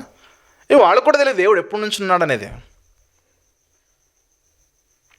అంటున్నాడు, ప్రభువా మా దేవా, నీవు సమస్తమును సృష్టించితివి, నీ చిత్తమును బట్టి అవి నువ్వేవైతే సృష్టించావో నీ చిత్తాన్ని బట్టి అవి ఉనికిలోనికి వచ్చావు, దానిని బట్టియే సృజింపబడిన గనక నీవే మహిమ ఘనత ప్రభావములు పొందనడుగుడు అని చెప్పొచ్చు.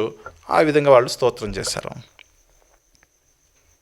గమనిస్తున్నారు కదా. అంటే ఈవెన్ పరలోకములో ఉన్న వారికి కూడా, అలాగే అదే సమయంలో భూమి మీద జ్ఞానులుగా పిలువబడుతున్న వారికి కూడా, అదే సమయంలో భూమి మీద ఆత్మ పరవశులై ఆత్మపూర్ణులుగా పిలువబడిన భక్తులకు కూడా దేవుని యొక్క ప్రారంభము ఇది అని ఎవ్వరికీ తెలియదు.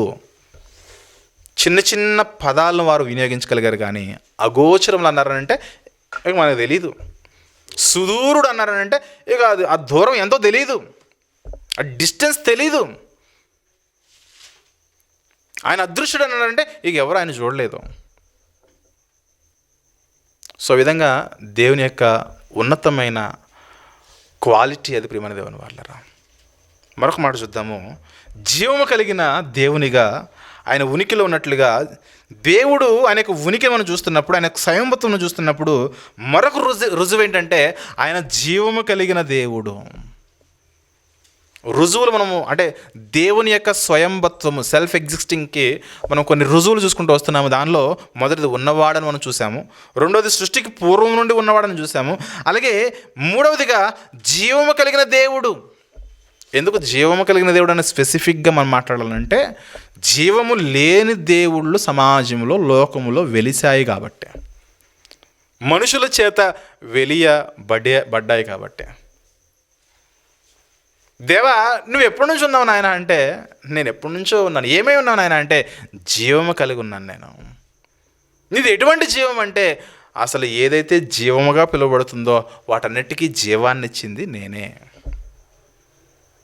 అంటే ప్రభువా, ఈ భూమి, సముద్రాలు, పర్వతాలు ఇవేమి లేకముందు ఉన్నావంటే ఉన్నాను. నేను ఉన్నాను కాబట్టే వీటిని తయారు చేశాను. దేవుని యొక్క స్వయంభత్వము, ఆయనకి ఉనికి ప్రారంభం అనేది మనుషులుగా తెలుసుకున్నట అది అసాధ్యము కాదని నేను మరొకసారి గట్టిగా చెబుతున్నాను. ఇన్ని సంవత్సరాల నుంచి ఉన్నాడండి అని చెప్పుకోవడానికి ఆధారాలు లేవు. దేవుడు కూడా ఆధారాన్ని ఇవ్వలేదు. అందుకే చూద్దాము ఆయన ఎలాంటి జీవము కలిగి ఉన్నవాడో. యెషయా గ్రంథంలో కంటే ముందు 115వ కీర్తన చూద్దాం ఒకసారి. 115వ కీర్తన జీవము కలిగిన వారిని, జీవము లేని వారిని అక్కడ ప్రస్తావన చేశారు. 115వ కీర్తన 3వ వచనము, మనము 3వ వచనం నుండి 8వ వచనం వరకు చూద్దాం. ప్రియమైన దేవుని వారలారా, మా దేవుడు ఆకాశమందున్నాడు, తనకి ఇష్టం వచ్చినట్లుగా సమస్తమును ఆయన చేయుచున్నాడు. దేవుని యొక్క కార్యాలు మనం చూస్తే, మా దేవుడు ఆకాశమందున్నాడు, ఆకాశమందు నుండి భూమి మీద కానీ సృష్టిలో కానీ తనకి ఏదైతే ఇష్టమో తనకి ఇష్టం వచ్చినట్లుగా సమస్తమును ఆయన చేయుచున్నాడు. ఇది దేవుని కార్యములు. అయితే దేవుడు కానివారు, జీవము లేనివారు ఉన్నారు. ఆ జీవము లేని వారు ఏం చేస్తారు చెప్పండి? ఏం చేయరాళ్ళు. మనిషి ఎక్కడ పెట్టాడో అక్కడే ఉంటారు వాళ్ళు. కానీ మా దేవుడైతే అలా కాదు. ఆయన ఆకాశమందుండి సమస్తమైన కార్యాలు ఆయన చేస్తూనే ఉంటాడు. ఎందుకంటే ఆయన కార్యాలలో ఎప్పుడు కూడా నా కార్యాలు ఇంతటితో ముగిసిపోతాయని ఎప్పుడు కూడా హద్దులు నియమించుకున్నవాడు కాదు. ఆయన కార్యాలు ఎప్పుడు కూడా చేస్తూనే ఉంటాడు ఆయన. అదే విగ్రహాలైతే అదే మాట్లాడుతున్నాడు. 4వ వచనంలో, అన్యజనుల యొక్క విగ్రహములు వెండి బంగారువి, అవి మనుషుల చేతి పనులు, వాటికి నోరుండియు పలకవు, కన్నులుండియు చూడవు, చెవులుండియు వినవు, ముక్కులుండియు వాసన చూడవు, చేతులుండియు ముట్టుకొనవు, పాదములుండియు నడవవు, గొంతుకుతో మాట్లాడవు. ఇది ఒట్టి విగ్రహమే కానీ ఈ విగ్రహం వల్ల దమ్మిడి ప్రయోజనం లేదని చెబుతున్నాడు దేవుడు ఇక్కడ. ఎందుకంటే వాటికి జీవం లేదు. నోరుంది మాట్లాడదు, చెవులున్నాయి వినలేదు, గొంతుకున్నది అరవలేదు, కాళ్ళు చూపిస్తారు మీరు చెక్కినప్పుడు, ఆ కాళ్ళతో నడవలే. ఎవరన్నా మనిషి తీసుకెళ్ళి అక్కడ పెట్టాల్సిందే. ఈ 2-3 రోజుల్లో చలి ఎక్కువేసరికి న్యూస్లో విగ్రహాలు గట్ట స్వెటర్లు కప్పేశారు. అంటే దేవుళ్ళకి చలితో వణికిపోతున్నారు కాబట్టి దేవుడికి ఏం కప్పాలి చెప్పండి? స్వెటర్ కప్పాలి. అంటే తన్ను తాను చలి నుండి కాపాడుకోలేని వాడు దేవుడు ఎలా అవుతాడో మీరు గమనించాలి. మీరు గమనించండి, దేవుని తీసుకెళ్ళి అంటార్కిటికా మొత్తం ఖండమంతా చూస్తే ఐస్ గడ్డలే కదా, అటువంటి ప్రాంతంలో కూడా మన దేవుడు ఉండగలటం ఉంటాడు ఆయన. ఎందుకంటే ఈ లోకములో ఏదైతే బలమైనది మనుషులను క్షీణింపజేసేది ఉన్నదో వాటన్నిటికంటే కూడా దేవుడు శక్తివంతుడన్న వాస్తవాన్ని మనం గమనించాలి. విగ్రహాలు వంటి జీవము లేనివాడు కాడు, దేవుడు జీవము కలిగి ఉన్నాడు. ఎందుకంటే ఆయన ఉనికిలోనికి రావడమే సమస్తమైన శక్తితో ఆయన ఉనికిలోనికి వచ్చాడు. ఆయన్నెవరు తయారు చేయలేరు, ఆయన్నెవరు నిర్మించలేరు, ఆయన్నెవరు కూడా ప్రతిష్ఠ చేయలేరు. ఏదో రాయికి మంత్రోచ్చారణ చేసి, శిల్పానికి ఒక శిలకి మంత్రోచ్చారణ చేసి దేవుడిగా సమాజం పూజిస్తున్నట్లుగా బైబిల్లోన దేవుడు అటువంటి మంత్రోచ్చారణలతో ఆయన పరిశుద్ధుడిగా అవ్వలేదు. ఆయన శక్తివంతుడిగా కాలేదు. ఆయన యొక్క ఉనికి ఒక భీకరమైన ఉనికి ఆయనదే. భయంకరమైన శక్తి లక్షణాలు కలిగిన ఉనికి ఆయనదే. అందుకే అంటున్నాడు. తర్వాత ఒక మాట చూద్దాం. యెషయా గ్రంథము 40వ అధ్యాయము, యెషయా గ్రంథంలోని 40వ అధ్యాయంలో 18వ వచనం నుండి మనం చూద్దాం. 40వ అధ్యాయం అంటేనే దేవుని గురించి చాలా కీలకమైన అధ్యాయం అది. ఆయన కార్యాల గురించి 12వ వచనం నుండి కూడా చూస్తే ఆయన కార్యాలు చాలా విస్తారమైన కార్యాలు చేసినట్టు మనం చూస్తాం. మనం 18వ వచనం చూద్దాం. 18వ వచనం చూస్తే, కావున మీరు ఎవరితో దేవుని పోల్చుదురు? ఏ జీవము కలిగిన వారితో దేవుని పోలుస్తారు? ఏ జీవం లేని వారితో దేవుని పోలుస్తారు చెప్పండి. అసలు దేవుణ్ణి మీరు ఎవరితో అయినా పోల్చదగునా? మీరు ఎవరితో దేవుని పోల్చుతురు? ఏ రూపమును ఆయనకు సాటి చేయగలరు? విగ్రహమును చూడగా శిల్పి దానిని పోతపోయిను కదా, కంసాలి దానిని బంగారు రేకులతో పొదుగును, దానికి వెండి గొలుసులు చేయును. లోకంలో మనం చూస్తుంది ఇదే కదా.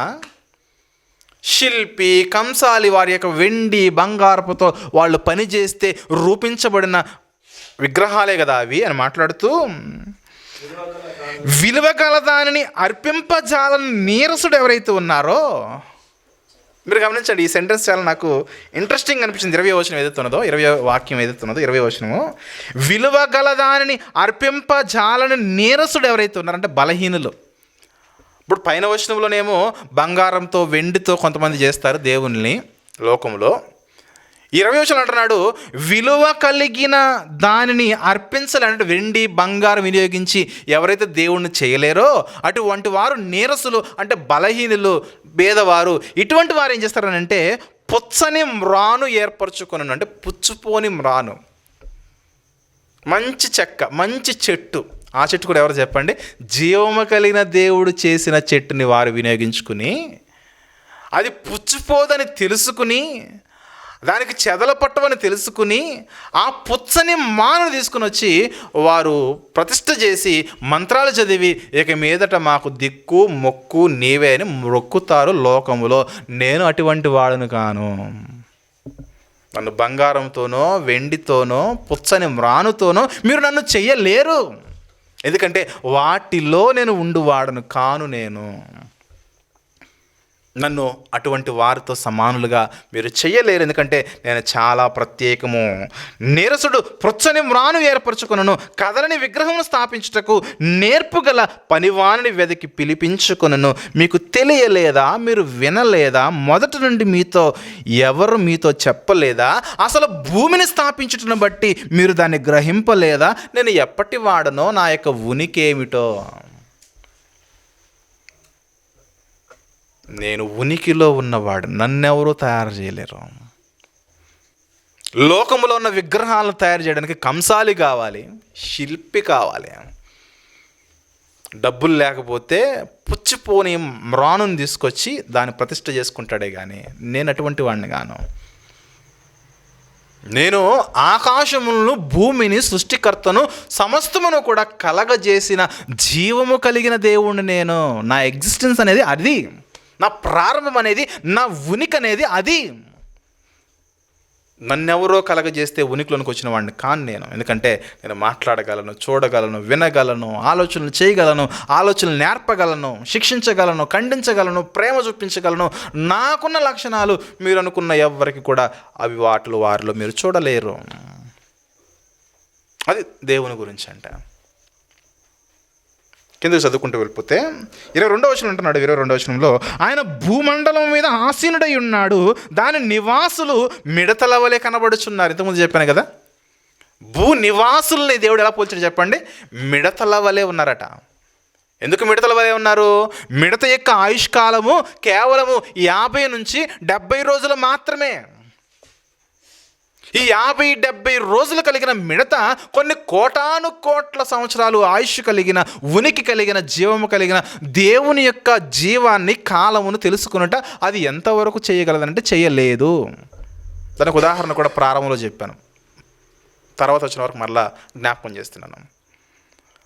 70-80 సంవత్సరాలు కలిగిన మనిషి యొక్క జీవిత కాలాన్ని మిడత తెలుసుకోగలదా? తెలుసుకోలేదు. ఎందుకంటే ఇది ఈరోజు పుడితే కరెక్ట్గా 50 రోజునో 70 రోజునో చచ్చిపోలేదు ఈ దినాల్లో మిడత. అంతే, దాని ఆయుష్కాలం చాలా చిన్నది. 50 రోజుల నుంచి 70 రోజులు బ్రతికే ఈ చిన్న కాలం బ్రతికే మిడత 70-80 సంవత్సరాల పాటు బ్రతుకుచున్న మనిషి యొక్క ప్రారంభం, మనిషి యొక్క చివరి దశ ఎలాగైతే మిడత తెలుసుకోలేదో, ఈ లోకంలో 70-80 సంవత్సరాలు బ్రతుకుతున్న మనిషి కూడా అనాది కాలంగా బ్రతుకుతున్న దేవుని యొక్క ఉనికిని తెలుసుకోవడం కూడా అది అసాధ్యము, అగోచరము, అది అగాధము. ఆ లోతు, ఎత్తు, వెడల్పు దేవుని గురించి ఎంత ఉందో మనిషి యొక్క జ్ఞానానికి అది అందదు. ఒక చిన్న 50 నుంచి 70 రోజుల పాటు బ్రతికే మిడత మనిషి యొక్క జీవిత కాలాన్ని ఎలాగైతే తెలుసుకోలేదో, మనిషి యొక్క ఉనికి ఎక్కడ ప్రారంభమైందో తెలుసుకోలేదో, ఈ మనిషి కూడా ఎక్కడో ఉనికిలో ప్రారంభమైన దేవుని యొక్క ఉనికిని కూడా మనిషి తెలుసుకోలేడు. అందుకే ఇక్కడ అంటున్నాడు, మిడతల వంటి వారే కదా ఈ మనుషులు. ఈ మిడతల వంటి ఈ మనుషులు నా గురించి ఎంత తెలుసుకోగలరు? నేను ఆకాశమును కలగజేసిన వాడిని, భూమిని కలగజేసిన వాడిని, సముద్ర నక్షత్రాల సమస్తాన్ని కలగజేసిన వాడిని నేను. జీవమని ఏదైతే పిలువబడుతుందో, జీవమని ఏదైతే పిలువబడట్లేదో సమస్తాన్ని కూడా కలగజేసింది నేనే. అది నా సామర్థ్యం, అది నా స్థాయి. జీవము కలిగిన వాడని నేను. జీవము కలిగిన నన్ను వేరే జీవము లేని వాటితో సమానుడిగా మీరు చేటుకు మీకు ఎంత ధైర్యమో. నా గురించి మీకు పరిపూర్ణంగా తెలియదు కదా. మీరు కేవలము మిడత వంటి చిన్న ఆయుష్కాలం కలిగిన వారు కదా. నా ప్రారంభం మీకు తెలియదు, నా ముగింపు మీకు తెలియదు. ఎందుకంటే నేను మొదటి వాడిని, చివరి వాడిని.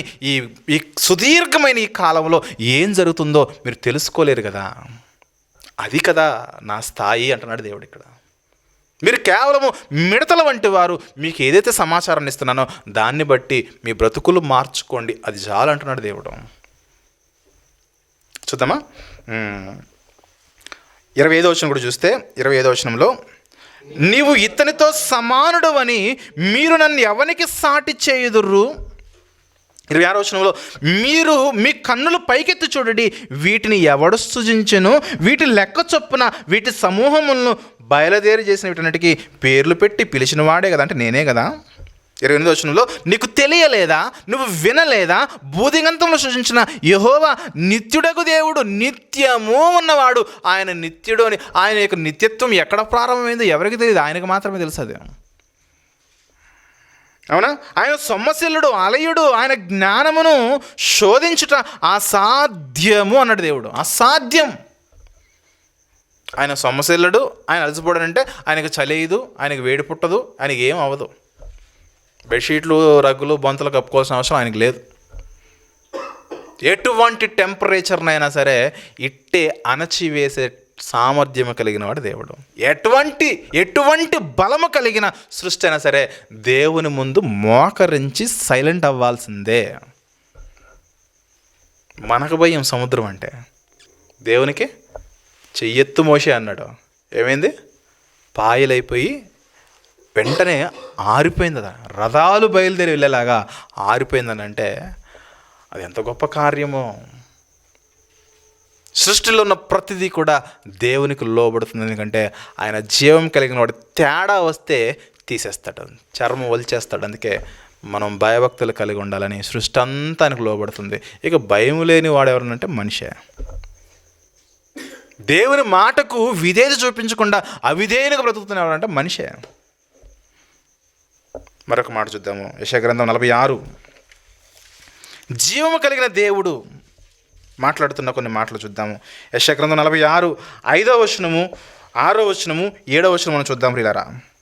యెషయా గ్రంథం 46 5వ వచనము, మేము సమానులమని నన్ను ఎవనికి సాటి చేయుదురు, మేము సమానులమని ఎవరి నాకు పోటీగా చేయుదురు, దానికి సాగిలపడి నమస్కారము చేయుటకై సంచి నుండి బంగారము మెండుగా పోయువారును, వెండి తోచువారును దాన్ని దేవతగా నిరూపించవలని కంసాలని కూలికి పిలుస్తారు కదా, విగ్రహాలు చెక్కిస్తారు కదా, బంగారం వెండి ఇవన్నీ ఇచ్చి కంసాలను పిలిచి దేనితో నన్ను సమానంగా చేయగలరు? 7వ వచనంలో, వారు భూమి మీద దాన్ని ఎక్కించుకొని తిప్పుతారు కదా, నన్ను ఎక్కించుకోగలరా మీరు? తర్వాత దాన్ని మోసుకొని పోయి తగిన చోట నిలవబెడతారు కదా. అంటే మీరు మోసుకొని పోతేనే అది వెళ్తుంది, లేకపోతే దాని స్థానంలో ఇంచు కూడా కదలదు. అది వాక్యమే, బైబిల్లో ఉన్న మాటలే. మీరు వేటినైతే దేవుడు దైవత్వములు అనుకుంటున్నారో వాటికి చలనం లేదు. మనుషులుగా మీరు మోసుకుని వెళ్తేనే, మనుషులుగా మీరు తీసి అక్కడ పెడితేనే, మీరు స్నానం చేపిస్తేనే, మీరు దుమ్ము దులిపితేనే, మీరు ఏదో చేస్తేనే మీరు చేయాల్సిందే. కానీ వాటంతట అవి వాటికి కూడా ఏమీ చేసుకోలేవు. ఎందుకంటే వాటిలో జీవము లేదు. నన్ను చూడండి, నేను జీవము కలిగిన వాడనే. ఎప్పుడైనా ఎక్కడైనా అంతా కూడా ఏకకాలంలో మనుషులందరినీ చూడగలను, మనుషులందరి హృదయాలు ఏముందో తెలుసుకోగలను నేను. అది నా స్థాయి. ఇక్కడ నేను ఉన్నాను అనుకోండి, ఇంతమంది ఉన్నారు, ఇంతమందిలో ఒకరి గురించే వారి హృదయంలో ఏముందో తెలుసుకోగలను. అంటే ఎగ్జాంపుల్, అంటే హృదయంలో ఏముందో నాకు కూడా తెలియదు, కానీ ఉదాహరణకు చెప్తున్నాను. అంటే ఒక వ్యక్తి గురించి నేను ఆలోచన చేయగలను, అందరి గురించి ఒకే కాలంలో నేను ఆలోచన చేయగలనా? ఒకే నిమిషంలో, ఒకే సెకండ్ ఆలోచన చేయగలనా? ఈ వ్యక్తులు ఇది ఉంది, ఇది ఉంది, ఇది ఉంది అని చేయలేను. కానీ దేవుడైతే ఏకకాలంలో ప్రపంచంలో ఆల్రెడీ బ్రతికి చచ్చిపోయిన వారు, బ్రతుకుతూ ఉన్నవారు, పుట్టబోతున్నవారు అందరి హిస్టరీ దేవునికి ఏకకాలంలో వాళ్ళ యొక్క హిస్టరీ అంతా కనబడుతుంది. ఆయన ఎలా స్వయంభవుడనంటే ఇలా జీవము కలిగి ఆయన స్వయంభవుడు. ఆయనకు ఉనికి అటువంటి విధంగా ఉన్నదన్న వాస్తవాన్ని మనం గమనించాలి. దేవునికి జీవం ఉన్నది, విగ్రహాలకు జీవము లేదు అన్న వాస్తవాన్ని మనము గమనించాలి. మొదటిది ఏం చెప్పండి, ఆయన స్వయంభత్వానికి రుజువులను మాట్లాడుతూ దేవుడు ఉన్నవాడని చెప్పాను. రెండవది ఎప్పటి నుంచి ఉన్నాడని అంటే సృష్టికి పూర్వం నుండి ఉన్నాడని చెప్పాను. మూడవది ఆయన జీవము కలిగిన వాడు, విగ్రహాలతో మరి దేనితో కూడా ఆయన సాటి రాదు. ఎవరు కూడా ఆయనకి సమానులుగా మనం ఆయనతో సరితూయలేము.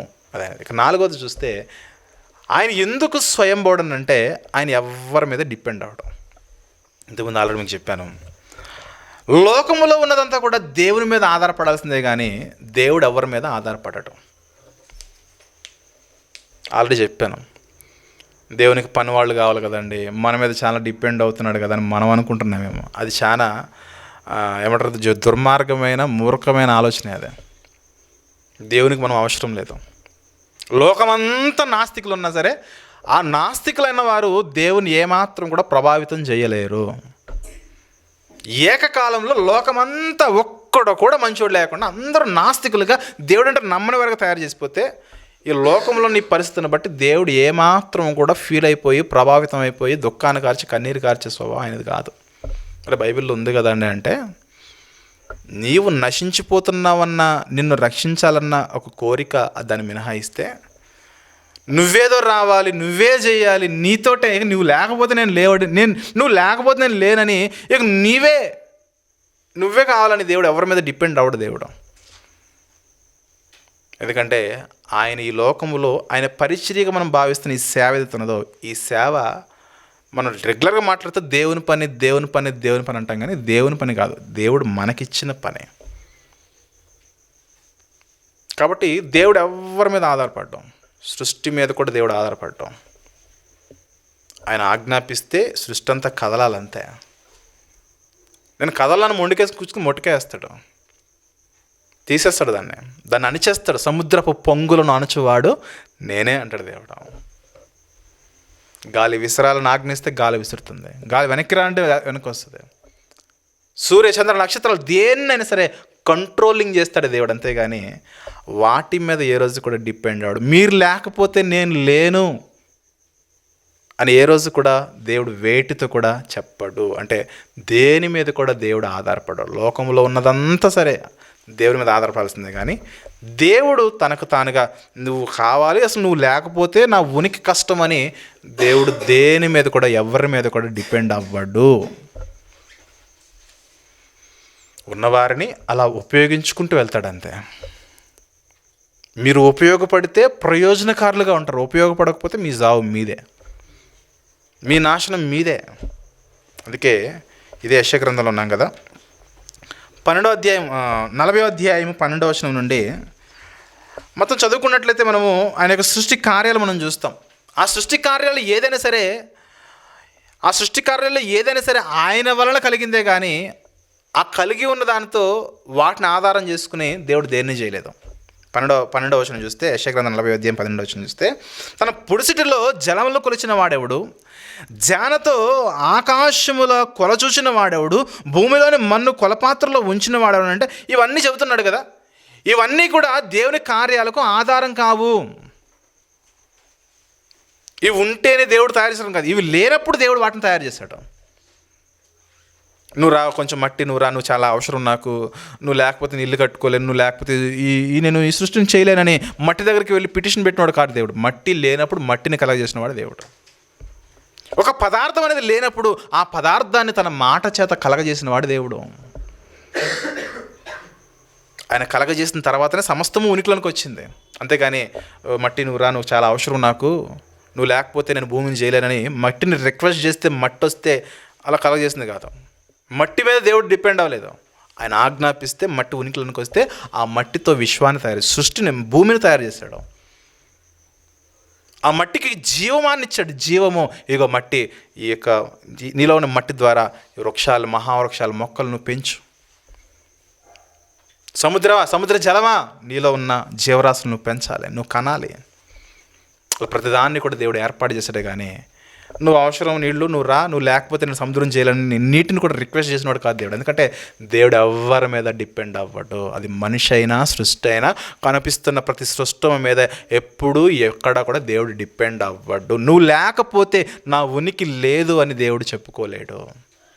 నేనున్నాను కాబట్టే అవి ఉన్నాయి, నేనున్నాను కాబట్టి అవి ఉన్నాయి, కానీ అవి ఉండడం బట్టి నేను ఉండడం కాదు. కానీ విగ్రహాలు చూడండి, అవి ఉన్నాయి కాబట్టి ఆయన ఉన్నాడు, అంతే కదా. అవి ఉన్నాయి కాబట్టి ఆ యొక్క చెట్టే కానీ, పుట్టే కానీ, చెక్కే కానీ, విగ్రహమే కానీ, రాయే కానీ అవి ఉన్నాయి కాబట్టి ఆయన ఉన్నాడు. అవే లేకపోతే ఆయన ఎక్కడ ఉంటాడు? కానీ బైబిల్లోని దేవుడు అలా కాదు. అవి లేకపోయినా ఆయన ఉంటాడు. అవి ఉనికిలోనికి రావడానికి మట్టి కానీ, రాయి కానీ, నీళ్లు కానీ, సముద్రం కానీ, సృష్టి కానీ సర్వము కూడా ఉనికిలోనికి రావడానికి ఆయనే కారణం. అందుకే ఆయన స్వయంభవుడు. ఆయన ఎవరి మీద డిపెండ్ కాడు, సొమ్మసిల్లడు, అలసిపోడు. నీకు నువ్వుగా తెలుసుకుంటే 30వ వచనంలో అంటున్నాడు, 29వ వచనంలో, యెషయా గ్రంథం 40వ అధ్యాయం 29వ వచనంలో, సొమ్మసిల్లిన వారికి బలమిచ్చువాడు ఆయనే. నువ్వు ఒక్కసారి ఆయన వైపు తిరుగు. నువ్వు సొమ్మసిల్లావా, బలహీనంగా ఉన్నావా, ఆయన వైపు తిరుగు, నీకు బలాన్ని ఇస్తాడు. శక్తిహీనులకు బలాభివృద్ధి కలగజేయవాడు ఆయనే. నువ్వు నీ జీవితంలో నువ్వు మర్చిపోయావు దేవుడిని, నువ్వు శక్తిహీనుడిగా మారిపోతే నీకు బలాన్ని ఇస్తాడు దేవుడు. అలాగే బాలురు సొమ్మసిల్లుదురు, అలయుదురు, యవనస్తులు తప్పక తొట్టిల్లుదురు, యెహోవా కొరకు ఎదురు చూసేవారు నూతన బలాన్ని పొందుతారు. నువ్వు దేవుని తరచు చూస్తే దేవుడు నీకు బలాన్ని ఇస్తాడు. ఆ బలాన్ని ఇచ్చి నువ్వు చేయవలసిన కార్యాలేంటో నీకు బోధ చేస్తాడు. బోధ చేసి మిగిలిన వారి కొరకు కూడా నువ్వు సహాయం చేయనైనా, మిగిలిన వారు కూడా నా తట్టు తిరిగేలా నువ్వు పని చేయ, నీ పని జ్ఞాపకం చేస్తాడే. కానీ నేను లేకపోతే ఏం లేదు పోయి అనుకుంటే కష్టం. మనిషి అలాగే ఫీల్ అవుతాడు కదా, నేను లేకపోతే చర్చ్ లేదు, నేను లేకపోతే ఈ సంఘం లేదు, నేను లేకపోతే ఈ సేవకుడు లేడు, నేనే పోషిస్తాను. నీకు ఇవన్నీ చాలా మాట్లాడుతుంటారు బయట. అసలు నేనే మొత్తానికి కారణం, నేను లేకపోతే ఏది. దేవుడు అంటున్నాడు నువ్వు లేకపోయినా ఓకే. దేవుని విషయంలో అటువంటి మాటలు మనము మాట్లాడకూడదు. ఏమీ లేని దానిలో నుంచి ఆయన కొంత కలగజేసి దాన్ని రూపాంతరం పరిచడం. ముందు ఆకారం లేని రా మెటీరియల్ తీసుకున్నాడు. భూమి నిరాకారంగా ఉండటం మంచిది కాదని దానికి ఒక మంచి అందమైన ఆకారాన్ని ఇచ్చి చక్కటి గ్రీనరీ నింపేశాడు దేవుడు. చూస్తే ఎంత ఆహ్లాదకరమో, మంచి గ్రీనరీ. అది ప్రియమైన దేవుని వల్ల దేవుని యొక్క సామర్థ్యము. దేవుడు అసమానుడు, ఎవరితో కూడా సమానమైన వాడు కాడు ఆయన.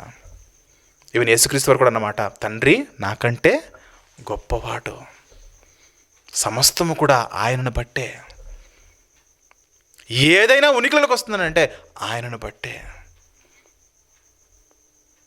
ఆయనే అన్నిటికీ ఆధారపోతుడు, ఆయన అన్నిటికీ ప్రారంభం, ఆయన అన్నిటికీ ముగింపు.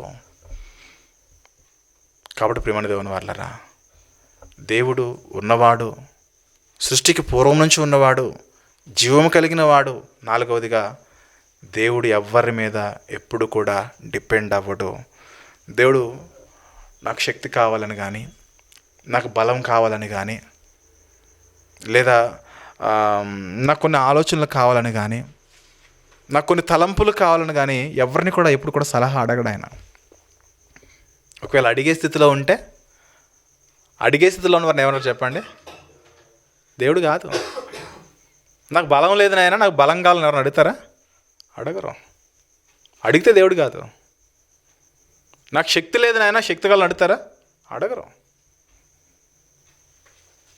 దేవుడు ఎవరిని అడగడం. ఆయన బలము, శక్తి, మహత్యము సమస్తము కలిగి ఉన్నవాడు. ఆయన తలంపులు కలిగి ఉన్నాడు, ఆలోచనలు కలిగి ఉన్నాడు. ఎప్పటికీ అనేక మందికి ఆలోచనలు చెప్పే ఆలోచనకర్తే కానీ ఒకరి దగ్గర చెయ్యి చాచి నాకు ఆలోచనలు కావాలి, ఆయన ఆలోచనలు ఇవ్వు, బలం కావాలి, శక్తి కావాలి, శక్తి అని దేవుడు ఎవరిని అడగడు. ప్రియమైన దేవుని వాళ్ళరా, అది గమనించాలి. ఆయన ఎంత స్వయంభవుడో, ఎంతగా ఉనికిలో ఉన్నవాడో, ఎవరి మీద కూడా డిపెండ్ అవ్వకుండా ఆయన చేస్తున్న కార్యాలేవో మనం గమనించుకోవాలి. మరొక సందర్భాన్ని చూద్దాము. ఆయన ఏదైతే అనుకున్నాడో అనుకున్న దాన్ని ఆయన క్రమం తప్పకుండా ఖచ్చితంగా చేసేస్తాడు.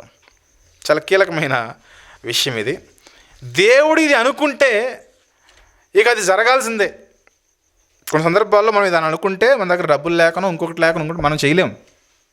కానీ దేవుడు ఏదైనా అనుకుంటే అది ఖచ్చితంగా 100కు 100%, 100కు 200%, 100కు 1000%, 100కు 2000%, 100కు 1,00,000% అది ఖచ్చితంగా జరగాల్సిందే. ఉదాహరణ చూపిస్తా. నెబుకద్నెజరు నీతో గడ్డి తినిపిస్తాను అన్నాడు దేవుడు. ఆగిందా? నెబుకద్నెజరు అంటే ప్రపంచాన్ని పరిపాలిస్తున్న ఒక గ్రేట్ చక్రవర్తి ఆ కాలంలో. బబులోను సామ్రాజ్యం కింద ఉన్న మిగిలిన రాజ్యాలన్నింటి మీద పెద్ద చక్రవర్తి దగ్గరికి వెళ్ళి నీతో గడ్డి తినిపిస్తా అన్నాడు. గడ్డి తినిపించాడు. గడ్డి తినిపించిన తర్వాత దేవుడు మాట్లాడుతున్నాడు. గడ్డి తిన్న తర్వాత నెబుకద్నెజరు మాట్లాడుతున్నాడు. గడ్డి తిన్నవాడు మంచి మాట్లాడాడు. ఇక్కడ దానియేలు గ్రంథము 4వ అధ్యాయము 33వ వచనము, 34, 35 వచనాలు చూద్దాం ప్రియులారా. దానియేలు గ్రంథము 4వ అధ్యాయము 33వ వచనం చూస్తే, ఆ గడియలోనే అలాగున నెబుకద్నెజరుకు సంభవించెను, అంటే గడ్డి తిన్నాడని, మానవుల్లో నుండి అతను తరిమిరి, అతడు పశువుల వలె గడ్డి మేసెను, ఆకాశపు మంచు అతని దేహమును తడపగా అతని తల వెంట్రుకలు పక్షిరాజు రెక్కల ఈకల వంటివి అయ్యును, అతని గోళ్ళు పక్షుల గోళ్ల వంటియును ఆయను. అలాగే ఎప్పుడైతే ఈ గడ్డి తినడం ఇవన్నీ కూడా అతనికి కలిగిన ఈ యొక్క శ్రమకాలం ముగిసిపోయిందో, కష్టకాలం ముగిసిపోయిందో 34వ వచనంలో, ఆ కాలము గడిచిన పిమ్మట నెబుకద్నెజరును నేను మరల మానవ బుద్ధి గలవాడని నా కండ్లు ఆకాశము తట్టి ఎత్తి చిరంజీవియు సర్వోన్నతుడు దేవునికి స్తోత్రము చేసి ఘనపరిచి స్తుతించుదని, ఆయన ఆధిపత్యము చిరకాలము వరకు, ఆయన రాజ్యము తరతరములకునున్నవి, భూనివాసులందరూ ఆయన దృష్టికి ఎన్నికకు రానివారు. ఆయన పరలోక సేన ఎడల, భూనివాసుల ఎడల తన చిత్తము చొప్పున జరిగించువాడు ఆయన. ఆయన చెయ్యి పట్టుకుని నీవు ఏమి చేయుచున్నావని ఆయనతో చెప్పుటకు ఎవడును సమర్థుడు కాడు. నెబుకద్నెజరును నేను తెలుసుకున్న సత్యం ఏంటంటే, దేవునికి బోధించే సామర్థ్యము, ఆయనకు చెయ్యి పట్టి నడిపించే సామర్థ్యము మనుషులలో ఎవరికి లేదు. ఎప్పుడు అర్థమైంది నెబుకద్నెజరుకి? గడ్డి తిన్న తర్వాత అర్థమైంది. గమనిస్తున్నారు కదా? అది ప్రియమైన దేవుని వారలారా, ఆయనకి చిత్తాన్ని నేర్పించేవాడు కానీ, ఆయనకు శక్తినిచ్చేవాడు కానీ, ఆయనకు చేయబడుకు నడిపించేవాడు కానీ, ఆయనకు ఆలోచనలు చెప్పేవాడు కానీ, భూలోకంలో కానీ ఏ లోకంలో అయినా ఆయనకు బోధ నేర్పించే జ్ఞానం కలిగిన వారు ఎవరు లేరు. అది ఆయన స్థాయి. అందుకే ఆయన స్వయంభుడు రావడంతో, ఆయన ఉనికిలోనికి రావడంతో సమస్తం ఆయన కలిగి ఉన్నాడు. ఆయన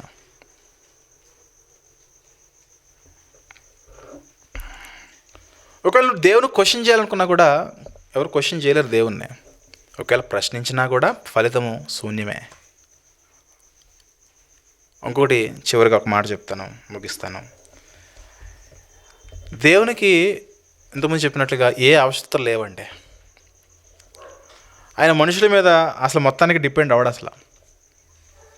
అది కాదండి దేవుడు మన మీద డిపెండ్ అవుతాడు. మన మీద డిపెండ్ అవ్వడం కాదు, మనకి ఇచ్చిన పని ఒకటి ఇచ్చి పంపించాడు, ఆ పని మనం చేయాలంతే. ఇప్పుడు మనం కొనుక్కున్న బండి ఉంది, ఆ బండి మన కొరకు పని చేయాలి. మన కొరకు పని చేయకపోతే తీసి పడేస్తాం. అలాగే ఏదైనా కూడా వస్తువు, మన దగ్గర ఏదైనా వస్తువు ఉంటుంది, మన కొరకు పని చేయాలి. మన కొరకు పని చేయకపోతే మనకెందుకు అది? ఒకవేళ పాడైపోయింది అనుకోండి, రిపేర్ చేపిస్తాం. ఎందుకు? మన కొరకు వాడబడాలి, అది మన కొరకు ప్రయోజనకరంగా ఉండాలి, అది మన కొరకే ప్రయోజనకరంగా ఉండాలి. అంతేగాని మనం బండి కొరకు కాదుగా. మనం బండి కొరకు కాదు, బండే మన కొరకు. కానీ ఈరోజు మనుషులు మారిపోయారు. బండి కొరకు బ్రతికే వాళ్ళు ఉన్నారు, ఇంకో దాని కొరకు బ్రతికే వాళ్ళు ఉన్నారు. ఆ ఆలోచనలు మార్చేసుకుని వాటి కొరకు బ్రతికే వాళ్ళు ఉన్నారు. కానీ దేవుడు అంటున్నాడు, నేను ఎవరి మీద డిపెండ్ అవ్వను, నాకు ఎవరు అవసరం లేదు. నేను మీకు ఒకటి ఇస్తున్నాను పని, ఆ పని మీరు ముగించుకున్న నా దగ్గరకు వస్తే మీరు కూడా పరిశుద్ధులుగా నిరంతరం కూడా నాతో ఉంటారు. నేను మీకు ఇచ్చిన పని, అదే మీ పని మీరు చేయకపోతే మీరు నాశనం అయిపోతారు, జాగ్రత్త అని మాట్లాడుతూ యోబు గ్రంథంలో ఒక మాట చూద్దాము. యోబు గ్రంథం 22వ అధ్యాయంలో యోబు స్నేహితుడు మాట్లాడతాడు. యోబు గ్రంథం 22వ అధ్యాయము ఎలీఫజ్ మాట్లాడుతున్న మాట చూద్దాం. యోబు స్నేహితుడైన ఎలీఫజ్ మాట్లాడుతున్నాడు. యోబు గ్రంథం 22వ అధ్యాయము 2వ వచనం చూస్తే, నరులు దేవునికి ప్రయోజనకారులగుదురా. నరుల వల్ల దేవునికి ఏమైనా ప్రయోజనం ఉందా? అప్పుడు అంటారు కదా, నీ తలకాయ మీద 2 రూపాయలు పెడితే ₹1 కూడా ఎవడో కొనరనేసి. మనుషుల యొక్క స్థాయి అదే. పావలా కూడా పనిచేయరు అంటారు మనిషిని, మనిషి స్థాయి అదే. అటువంటి పావలా కూడా పనిచేయని మనిషి దేవునికి ప్రయోజనమా? ఏం ప్రయోజనం చెప్పు? నీవు నీతిగా న్యాయంగా నేను ఇచ్చిన మార్గంలో నడిస్తే నీకు ప్రయోజనం. నువ్వేది అక్కడికి వచ్చేస్తే నాకు ప్రయోజనం అనుకోవద్దు. నీవు ఈ లోకంలో చక్కగా బ్రతికి అక్కడికి వస్తే నీకే ప్రయోజనం. అంతేగాని మనిషి వల్ల దేవునికి ఏమైనా ప్రయోజనమా? ప్రయోజనకారులగుదరా కారు. బుద్ధిమంతులు తమ తట్టుకు తామే ప్రయోజనకారులై ఉన్నారు. నీవు నీతిమంతుడై ఉండట సర్వశక్తులకు దేవునికి సంతోషమా? నువ్వు యథార్థవంతుడై ప్రవర్తించుటగా ఆయనకు లాభకారణమా? కాదు కదా. నువ్వు బాగుండాలని నిన్ను సరిచేస్తున్నాడు ఆయన. ఆ సరిచేసే క్రమంలో నీ మీద కొంచెం ఒక బాధ్యత ఇస్తున్నాడు. ఆ బాధ్యత దేవుడు నీకు ఇచ్చిన కృపే కానీ, నీకు ధన్యతే కానీ. నేను లేకపోతే దేవుని సువార్త చెప్పేవాడు లేడు, నేను లేకపోతే దేవుని పరిచర్య చేసేవాడు లేడు అనుకుంటే నీ వల్ల ఏం ప్రయోజనం లేదు. నీవు ప్రయోజనకరమైన పనులు చేస్తే నీకు మేలు, నీకు మంచిది, నీ ఆత్మకు మంచిది, నీ శరీరానికి మంచిది, నీకు బుద్ధి కలుగుతుంది, నీకు జ్ఞానం కలుగుతుంది. అంతేగాని నేను లేకపోతే ఆయన లేడండి అనే డైలాగ్ మనుషుల్లోకి రావద్దు. నేనే వాక్యం చెప్పాలండి, నేనే ఈ పనులన్నీ నేనే చేయాలి, నేను లేకపోతే ఆయన లేడు అనుకునేలా మనిషి హృదయంలోనికి ఆలోచన రానివ్వద్దు. నేను అనేవాడు ఎందుకున్నానంటే దేవుడు నాకు ఇచ్చాడు, పని ఇచ్చాడు. ఆ పని నేను చేస్తే, ఆ పద్ధతి ప్రకారం బ్రతికితే ఆయన సన్నిధికి నేను వెళ్తాను. వెళ్ళకపోతే ఎవరికి నష్టం చెప్పండి? ఎల్లనోడికే నష్టం. వెళితే సుఖాన్ని అనుభవిస్తావు, వెళ్ళకపోతే శ్రమను అనుభవిస్తావు, కష్టాన్ని అనుభవిస్తావు. అందుకే ప్రియులారా, దేవుడు ఎవరిని కూడా, ఎవరి అవసరము కూడా ఆయనకి లేదు, అంతగా ఉనికిలో ఉన్న. అంటే ఆయన యొక్క సామర్థ్యం మీరు గమనించండి, ఆయన యొక్క ఉనికి ఎంత గొప్పదో మీరు గమనించాలి. మరి కావాలని కోరుచున్నాడు, పిలుస్తున్నాడు. అంటే పిలుస్తున్నాడు, ఎందుకు పిలుస్తున్నాడు? సన్మార్గములో వెళ్ళిన ఆయనను పిలుస్తున్నాడు. నువ్వు వెళ్తే నీకే ప్రయోజనం. మళ్ళీ చెప్తున్నాను, లోకమంతా నాస్తికత్వంతో నిండిపోయి అపవాది సంబంధాలైన ఆయనకు ఒరిగేదేం లేదు. చెప్పిన మాట వింటే నా దగ్గరకు వస్తారు, వినకపోతే నీ చావు నువ్వు చస్తావు, అంతే. కానీ ఒక తండ్రి అనే ఒక ఫీలింగ్ ఉంది చూసావా, ఆ ఫీలింగ్ని బట్టి ఆయన బాధపడతారు తప్ప నీ అవసరంతో నా అవసరంతో ఏం లేదు దేవునికి. ఒక చిన్న బాధ, అయ్యో నా పిల్లలు, నేను పంపితే వెళ్ళిన పిల్లలే మరలా ఎక్కడికి నా దగ్గరికి రాకుండా వెళ్ళిపోతున్నారు అనే ఆ బాధ మినహాయిస్తే దేవునికి ఏ అవసరతలు లేవు. ఆ బాధ కూడా ఎవరి గురించి బాధ అంటే ఆయన గురించి కాదు. ఇప్పుడు మనమందరం వెళ్ళకపోతే ఆయనకేదో లోపించదని కాదు, ఆయనకి ఏ లోపం లేదు, ఆయన చక్కగా ఉంటాడు. ఆయన మనము సరి చేయబడాలి. మన కొరకు మనం ప్రయోజనకారులుగా ఎదగాలి. మన కొరకు మనం లాభాన్ని సంపాదించుకునేలా దేవునిలో మనం ఎదగాలి. ఆ లాభం మనం ఆయన సన్నిధికి వెళ్ళేలా ఉండాలి. అంతేగాని మనం ఏదో వెళ్ళిపోతే ఆయనకేదో ప్రయోజనం అన్నట్టుగా మనం ఫీల్ అవ్వద్దాం. మనం లేకపోతే ఆయన ఉనికి లేదన్నట్టుగా మనం ఫీల్ అవ్వద్దాం. మనం ఉన్నా లేకపోయినా దేవుని యొక్క ఉనికి ఉంటూనే ఉంటుంది. మనిషి ప్రారంభం ఎప్పుడనంటే ఒక 6000 సంవత్సరాలు అంటున్నారు, పోనీ ఒక 4000 సంవత్సరాలు అంటున్నారు. అంతకుముందు కూడా దేవుడు ఉన్నాడుగా. భూమి లోకము సమస్తము లేనప్పుడు ఆయన ఉన్నాడంటే అని ఉద్దేశం గమనించాలి. కాబట్టి నేను లేకపోతే దేవుడు లేడు, నేను లేకపోతే దేవుని ఉనికి లేదనే మాటలు అది బుద్ధి లేని మాటలు అవుతాయి. నేను అనేవాడికి దేవుడు ఒక చక్కటి అవకాశం ఇస్తున్నాడు, ఈ లోకాన్ని అనుభవించే అవకాశం ఇచ్చాడు, ఈ సృష్టి అంతా కూడా తనివి తీరా ఆస్వాదించే అవకాశం ఇచ్చాడు. తిరిగి ఆయన సన్నిధికి చేరితే అంతకు మించిన గొప్ప ధన్యత నా కొరకు దేవుడు ఇచ్చాడు. ఆ కృప నేను వినియోగించుకోవాలి, ఆ ధన్యత నేను వినియోగించుకోవాలి. అందుకే ఈ భూమిలో బ్రతుకుతున్నంత కాలము ఆయన స్తోత్రం చెల్లించేవాడుగా, ఆయన గురించి నేను బ్రతికేవానిగా. ఆయన గురించి బ్రతకడం అంటే నా గురించి నేను బ్రతకాలి, నా ఆత్మను కాపాడుకునేలా నా బ్రతుకు జీవితం ఉండాలి. ఇలా మనం ఎప్పుడైతే మన జీవితాన్ని మనం ముగిస్తామో, పాపము లేకుండా పరిశుద్ధంగా బ్రతకడానికి మనం ప్రారంభిస్తామో, జీవము కలిగిన దేవుని మనము ఆరాధిస్తూ మనం ముందుకెళ్తామో, అప్పుడు మాత్రమే దేవుని యొక్క సన్నిధికి మనం చేరుకోగలం. దేవునికి ఎలాంటి సంరక్షకులు, బాడీ గార్డ్స్ అవసరం లేదు. దూతలు ఉన్నారు కదంటే, దూతలు దేవుని కాపాడలేవు. ఆయన మీద ఎవరు కూడా దాడి చేయాలన్న ఆలోచన వస్తేనే ఆ డౌట్. ఆయన ఏదో దాడి చేసేసి, ఆయనతో యుద్ధం చేసేసి, కత్తి దూసి, ఆయన గాయపరిచి, ఇవన్నీ ఉండవు దేవుని దగ్గర. మనుషుల యొక్క ఏ జీవమైనా సరే వారి యొక్క ఆలోచనలు, తలంపులన్నీ కూడా ముందే ఎరిగినవాడు దేవుడు. అందుకే ఆయనకి సంరక్షకులు అవసరం లేదు. కొన్ని ఆయుధాలు పెట్టుకుంటారు కదా, ఈ ఆయుధాలు అవసరం లేదు దేవునికి. కాబట్టి ప్రియులారా, గమనించుకుందాం. దేవుని గురించి ఆయన యొక్క గుణాల్లో చాలా ప్రాముఖ్యమైన గుణము ఆయన స్వయంభవుడు, సెల్ఫ్ ఎగ్జిస్టింగ్. ఏ విధంగా ఉన్నాడో ఇప్పటివరకు మనం చదువుకుంటూ వచ్చామో. కాబట్టి అత్యంత జ్ఞానము కలిగి దేవుని యొక్క మాటలు వింటూ ఆ యొక్క మాటలు మన హృదయాలు భద్రపరుచుకుని మరింతగా మనం ఆత్మీయంగా ఎదుగుదాం ప్రియులారా. ఆయనకున్న మిగిలిన లక్షణాలన్నీ కూడా ఇలాగే చాలా గొప్పమైన లక్షణాలు, శ్రేష్టమైన లక్షణాలు. వాటిలో మనం వర్ధిల్లాలి, మరింతగా ఆత్మీయంగా మనం ముందుకు కొనసాగిపోవాలి. ప్రియమైన దేవుని వాళ్ళరా, థ్యాంక్ యూ వెరీ మచ్. ఈయన మాటలు ముగిస్తున్నాను. ప్రార్థన చేసుకుని మనము